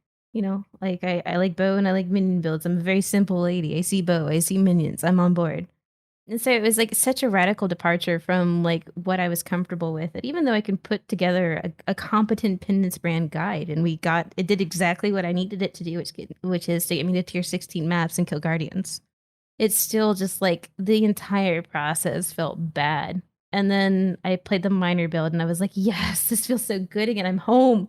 Like I understand what I'm doing. So I think moving forward, I'll probably try to have like a more traditional league start. Like there's a reason why certain people play like C dot at the beginning of every single league or whatever it is that they do. Like they have the thing that works for them because I'd say like early league progression is really dependent on how quickly you can get to maps and how quickly you can access the other content that other people don't so that you can sell it. Whether it's maps or fragments or access to certain things or getting, like running the Itziri as soon as you have all 4 fragments to sell the flask or the boots or something because that, those first 3 days are the only time it's going to be valuable the entire league. Otherwise, it's a 1C trade. Like, especially in a software economy, you got to move really fast. One thing that really encouraged me, I mentioned it, I don't know, Justin, maybe 5 podcasts ago or something. I really enjoy guide writing, but I'm like you, I feel the crunch. Like the second patch notes hit, it's Christmas, but it's work time and I'm not going to sleep for a week and I got to get this done for league launch. And you've heard of Kay's summoner guide, I assume. I saw a post from her maybe 4 weeks into this league. It's like, hey, my guide's updated now for 311. And I was like, oh, You can do I should that. try that. I didn't, so anyway, it was the only reason I wanted to bring it up is because that actually encouraged me a bit. Like I don't actually have to have my league launch guides, even though they're good league launch guides. I just, you can wait. So anyway, that really encouraged me when I saw Kay do that because she's got a pretty respectable guide, Yep. right? And this is actually the first league I didn't upgrade or update every single guide that I had to 311. Like, this is the first time that I actually just, like, systematically rolled out updates versus, like, completely just, like, smashing them all out at once.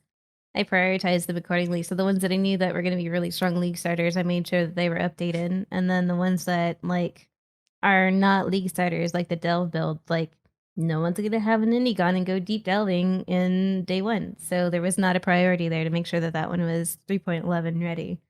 So I'm trying to be a little bit more systematic in my approach as far as like how I updated it and to try and roll it out in stages because the crunch is just not sustainable. And this league, I prioritize releasing my full leveling guide. And so that ate up a lot of time too. That's one you can keep league in, league out though. That's a good one to do. It's very like some of my favorite times playing video games when I was younger was having the big like the guide, like the big magazine that went along with like your console game so that you would follow along in the magazine as you like would beat the different levels. Like you had like the corresponding like book for Final Fantasy whatever and like you'd like page through it. And that's sort of like kind of like that feel that I went for in the written guide where it is dense. It is 30 pages of written but it holds your hand through the entire leveling process and explains what boss mechanics are and it explains what resistances are and it shows you where to go and what to do and what to pick up and what to prioritize and what you can skip and what you can't, and then even little like pockets of lore along the way so that you understand this world that you're running through and understand like what raid class is. That sounds And awesome. it's like that was like my favorite thing, growing up playing games, having the book to go along with it. I don't even remember what you call those Oh, yeah. anymore. It's like so archaic, like game guides, guidebooks. Like Yeah, I what were guess those so. things even You can still called get back them. then? I don't Pretty sure even. I've seen them. I don't remember what they were called either. They were awesome though. Oh, I still get them for Dark Souls. Dark Souls gets released. I got it. Hardcover. You bet your buns. You betcha. No, man. And then it doesn't matter because the very next patch changes the freaking game. But anyway, whatever. Now, these are the two most important questions. Save them for the end of the entire interview. What are your opinions on Standard? League, there is a right or wrong answer. Go. I think standard is for people that have less time to play overall. I think that people that enjoy refining and perfecting gear, that enjoy feeling that powerful and want to have access to all the crazy broken shit from every single league that ever existed, and they want to consolidate that into one place and feel really powerful and enjoy doing shapers, entire shapers, not shaper DPS, but shapers per second damage, like where you're killing, millions and millions and millions of damage all. Like, I think there's a certain temperament for standard, and I'm glad it exists for those people, but it's just not for me. Like, I need the constant content wipes. I need like new influx to perpetuate ideas and builds and everything like that. But I understand the role standard has to play. I think that unfortunately, like, it honestly suffers. And a lot of people don't care that it suffers because not a lot of people play standard. But, like, really, they have a lot of unfortunate stuff that they have to deal with on a regular basis just simply because the league cycle has become so important and it gets so much more time. That, like, they have to constantly, like, their Atlas gets effed up every single league, whether they want it or not. They play the same game, but we wreck their shit every single league regardless. Or there's sometimes like these compelling arguments where they feel forced into playing a certain temporary league because otherwise they're not going to have access to something that could be like removed from the game. So there's a real like kind of like animosity there sometimes, which is unfortunate.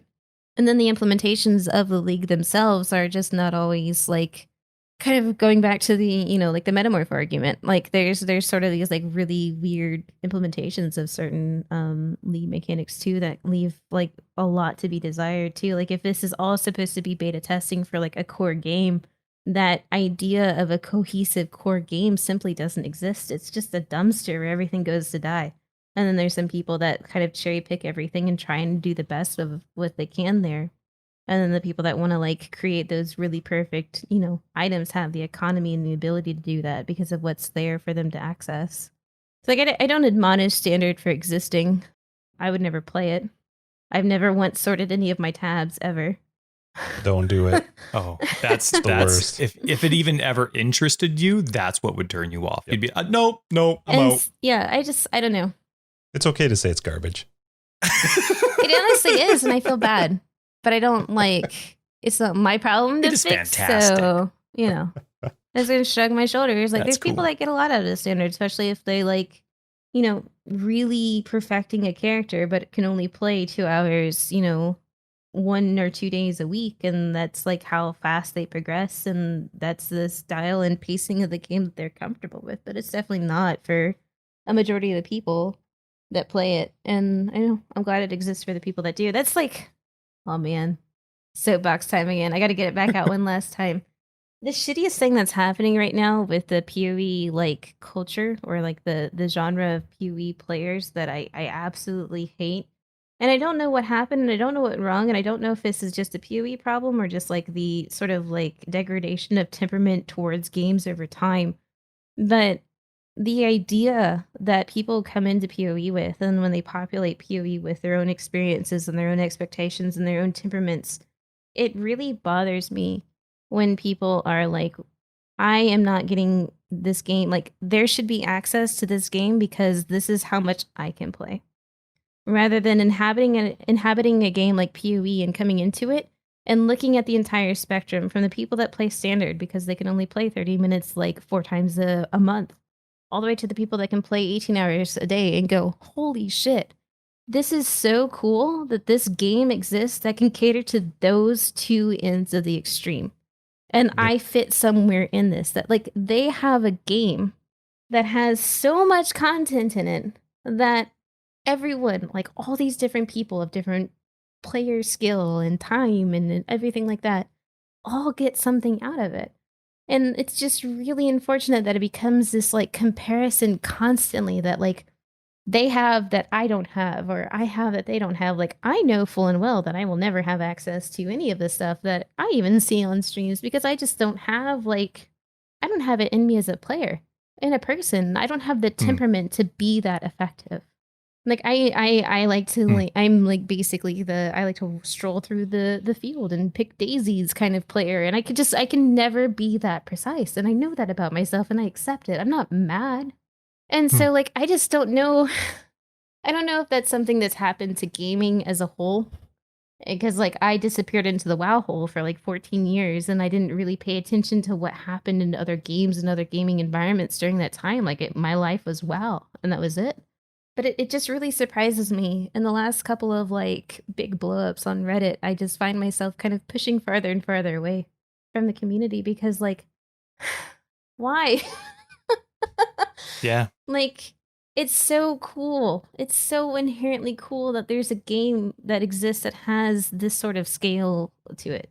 I think the biggest problem is you look at things like Reddit and the forums and you get a minority that's loud. Yeah. It's not, I don't tend to think it's the majority that's saying it or acting like that, but I mean, you kind of did see it a little bit in WoW back, like even with Mythic raiding. If you couldn't get into a spot that was doing some of the content, people didn't think the game was worth it. I remember having issues in our guild for that. So I feel like people will find something to complain about if they can complain. Yeah, that's true. You just got to shut them out. It's one of those hard we'll talk about this in After Dark a bit. It's one of those hard situations where you have a company that really values being open with their customers and with their fans. And they've mentioned many times that they love that they listen to our feedback, that they listen to Reddit, they listen to the posts on their own forums. And all of a sudden people, like, they're used to playing a game, any other game, where the fans aren't heard. The company's just going to make a game and that's the way it's going to be. So play it or not. And when GGG actually makes changes according to fandom, people get in this attitude of, oh, wow, like, well, my opinion needs to matter. You know what I mean? My opinion has to happen and I expect what I want to happen. And like you said, I really hope that people start remembering that this is like a massive game. It's a massive that game. Hundreds of thousands of people play, and it needs to cater to everyone. Yeah, it's a massive game with one of the most aggressive content release cycles in the industry.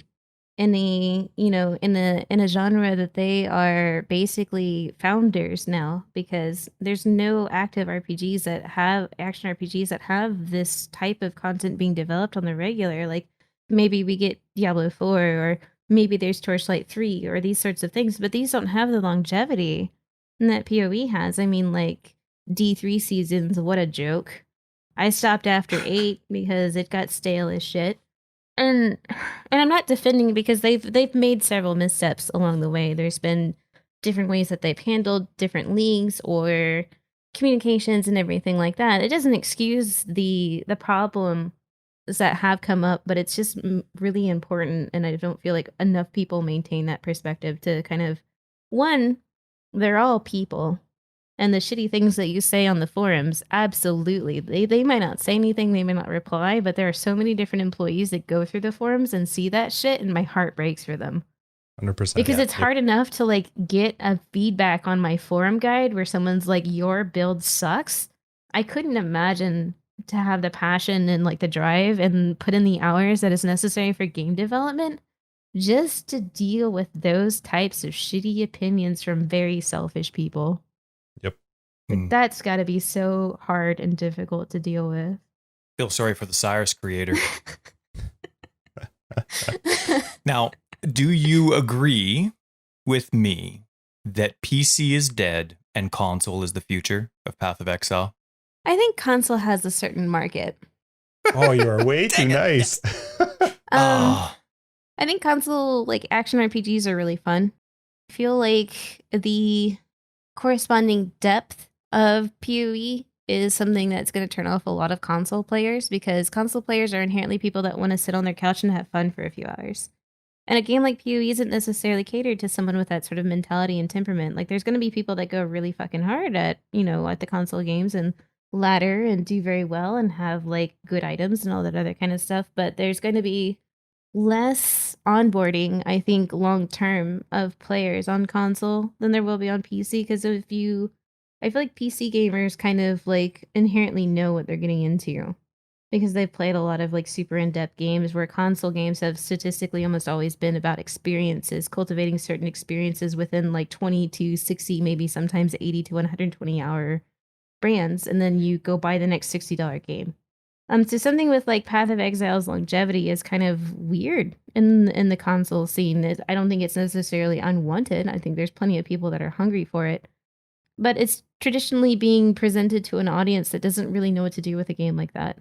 And I think that's going to be a real challenge for it going forward, especially when we add the extra layers of an entire, new leveling series of acts and 18 new ascendancies and all this other kind of stuff. Like, it's going to take the game that we have right now and just make it even more complicated, and then push it out to an entire series of players that aren't necessarily hungry for that level of complexity. Some will bite and bite hard, but I don't know. So yes, you agree with me that console is the future. Excellent. I'm glad. I'm glad you agree. Fantastic. I think there's people that play console that'll get a lot out of PoE. Special. I don't know. Special. Special people. I have a question. So it was about 13 episodes ago we found out for the first time that some people don't know how to grill, or that they haven't grilled before. And we were both relatively shocked to find out that that was a thing. So we wanted to ask you, because we know that you do grill and that you know about grilling, if you have any sweet barbecue recipes. Yeah, like as a Floridian, grilling is just essential, because not only is it just like hot 10 months out of the year, and like cooking in the kitchen creates heat, and that's bad because it's already hot enough outside. Why bring the hot inside too? So like grilling is a staple. I cook as much as I can out on the grill. And I don't know, it's usually just the same sort of simple things. There's like, I guess one that you can have really easy access to, especially in the middle of this pandemic, that's really good but underrated, is that there's there's a different series of like rubs and everything else for different meats and otherwise. And I think it's McCormick. They make a smokehouse maple rub. You put that on pork chops, and then you put a little of Worcestershire. I don't know how to say that word. Yeah, you put a little bit of that Worcester knows. whatever sauce on there, and they throw it on the grill, and it caramelizes perfectly. If you want those beautiful seared pork chops that are a little bit sweet and a little bit smoky, Dang. that's a very basic, simple recipe. And I'd tell you our family's rib recipe, but my dad would probably come hunt me down in the middle of the night. So I don't think I'll be sharing that one. But the secret, I can tell you the secret. The secret is apple cider. I'm just going to soak it in that. Self. Obviously. It's when you start the ribs, you put the sear on them, and then you put them in foil. And a little bit of apple cider and a little bit of brewski of your choice. And then you seal it all up, and they're like bone, they fall off the bone, and it's like half of the normal cooking time. So you basically like, you put the sear on them, you get the smoke in there, and then you basically like pressure cook them the rest of the way, and they get really tender. That's awesome. So this is your last night on Earth? I will please publish this posthumously and make sure, like my people know that I care about them. That's right. And then just like lots of grilled veggies. It's just so easy to put stuff in foil packets and throw it on the grill. I don't know. It's like the best. I'm a very simple creature when it comes to food. I think like food that's really simple and like ingredients that are minimum, and just letting quality ingredients speak for the dish itself. Was like, I don't like to overcomplicate things. I don't like people that try really, really hard when it comes to cooking, that need like all these reductions and everything. Good technique, simple ingredients and fresh ingredients, and like mastery of knowing how to cook what you're working with is all like, and salt and pepper. Maybe some extra, like, a little bit of extra, like get a rub or two or make your own rub. I think the thing I miss the most though is that I used to do a fair bit of hunting, and I miss venison chili. I miss making like steak Diane with venison tenderloin instead. Like I miss having access to some of the stuff that I just don't have access to anymore. It's like both seasons day. around the cover, and I'm certainly not going to go out in the middle of all that craziness. How about tattoos? Do you have a PoE tattoo? Because everybody should. And if you don't, what is it? Or what would it Oh be? man, I don't know. I do have ink, but I don't have a PoE tattoo. I don't know what I'd get either. It's common. There's so many little things that are kind of like would be neat conceptually as a tattoo, but also like runs the risk of being like too cheesy. Like any type of the currency as like a tattoo is like like you might as well have just like put it on like one of those like printer like papers that you can then do a temporary tattoo because that's how shitty it's gonna look all the time. With water. Yeah, just like the That's little right. water tattoos. But I like a lot of the art. So like some sort of tattoo in the style that's done in the div cards, almost like how you see like the old school style tattoos. Like in like taking the art that you see on the div card in that particular style and then like adapting it to sort of like the same template and stylization that you see in like some of these other tattoo types that exist right now. I think could be really neat. So something done in the div art style, but like a piece. Sweet. Oh, that's a good idea. Going through those div cards. Like not necessarily mimicking the div card, but just mimicking the style the way that people would then adapt like their own design, but do it in the old school style. Or, there's the new watercolor tattoos are so pretty. I would never get one because it's gonna fade in like 8 years and look like shit. But You just got to retouch it every year. yeah, okay. It's fine. Because who actually does that, right? You get the tattoo and you're like, yeah, I'm gonna go in and get this touched up every year, and it's gonna look great all the time. And then it's like, man, that was 8 years ago. I have one that I do get touched up, but the other ones I don't. The one that you care about, you take care of. The one I care about. That's right. Up until maybe a week ago, 2 weeks ago, we used to do a newbie tip of the week. Tyler and I have pretty much just died out of trying to come up with tips of the week. We've actually tried to just reduce it to tip of the week. Do you have one that you could give people? If you could pick one. If you are like booting up PoE for the first time, like I think it's really, really important that the first like 1 to 200 hours that you spend in the game is 100% a sandbox experience. Like it's really good to use a guide to approach the game for the first time, especially if you're coming into it with like prior action RPG knowledge. You're gonna kind of like know what to do. But for the people that are approaching this genre and don't care about efficiency and want to explore the like build mechanics and systems and everything else, I think it's really important that at least the first 5 acts are like a complete sandbox experience for you. Like clear the entire zone. Who cares? Yep. Run around with 6 skill gems and just figure out what you like. It doesn't matter that they're only 2 linked. Just like figure out what you enjoy in the game, because once you approach that, the rest of it's just figuring out the puzzles to make that better, stronger, faster to your own personal temperament. And then like using that as a base print or like a blueprint to then tackle the rest of the game too. Whether it comes down to bossing or mapping or anything like that. So it's really important to not let other people define what you like in the game over some sort of like fear of efficiency loss or something like that. Just figure out what you like and then go from there. That's better than ours, Ty. Yeah, that was really good. That was really good. I really like that. We'll just sound clip that We'll just in use that our every newbie time. tip of the week every time, and then we'll give it like a fun per hour rating at the end every time. So where can people find you? I stream Monday through Saturday, usually on Twitch. That's just /BrittleKnee. I'm on Twitter and YouTube as well, though the YouTube content, don't hold your breath. I try and put build guides out, but that's about all I can do right now is manage like little build overviews. Because I think they're important, but there's not going to be a lot of YouTube content. But I do, if you want to keep up with the racing scene, a lot of the stuff is gone through Twitter too. And then you can follow links and commands in the Discord and stream to find access to the different racing stuff if that's something you're interested in, and the build guides and everything else. And we have a league starting tomorrow, but they don't think they'll hear it, Sweet. right? Yesterday? Because this is going to come out Sunday. Yeah. Oh, yeah. We just cut that part out then. It'll be in there. All the information you mentioned, we'll make sure it's in the show notes down below. I think we'll pretty much wrap up episode 41 of Forever Exiled, a Path of Exile podcast. Thanks so much for joining us, Brittle. It's awesome chatting with you. Thanks for having me. I appreciate the invite. I'm Tags, aka Justin. Tyler, Wrecker of Days. Catch our Patreons in After Dark and everybody else in episode 42. Peace. You can check out below for all of the show notes and links from today's episode. You can find us online, foreverexiled.com, Twitter, foreverexiled82. We are on our Patreon, and our Discord links are below. And we've got all of Brittle's information and places you can find her as well linked below. Again, we'll catch you guys in the next episode. Thanks.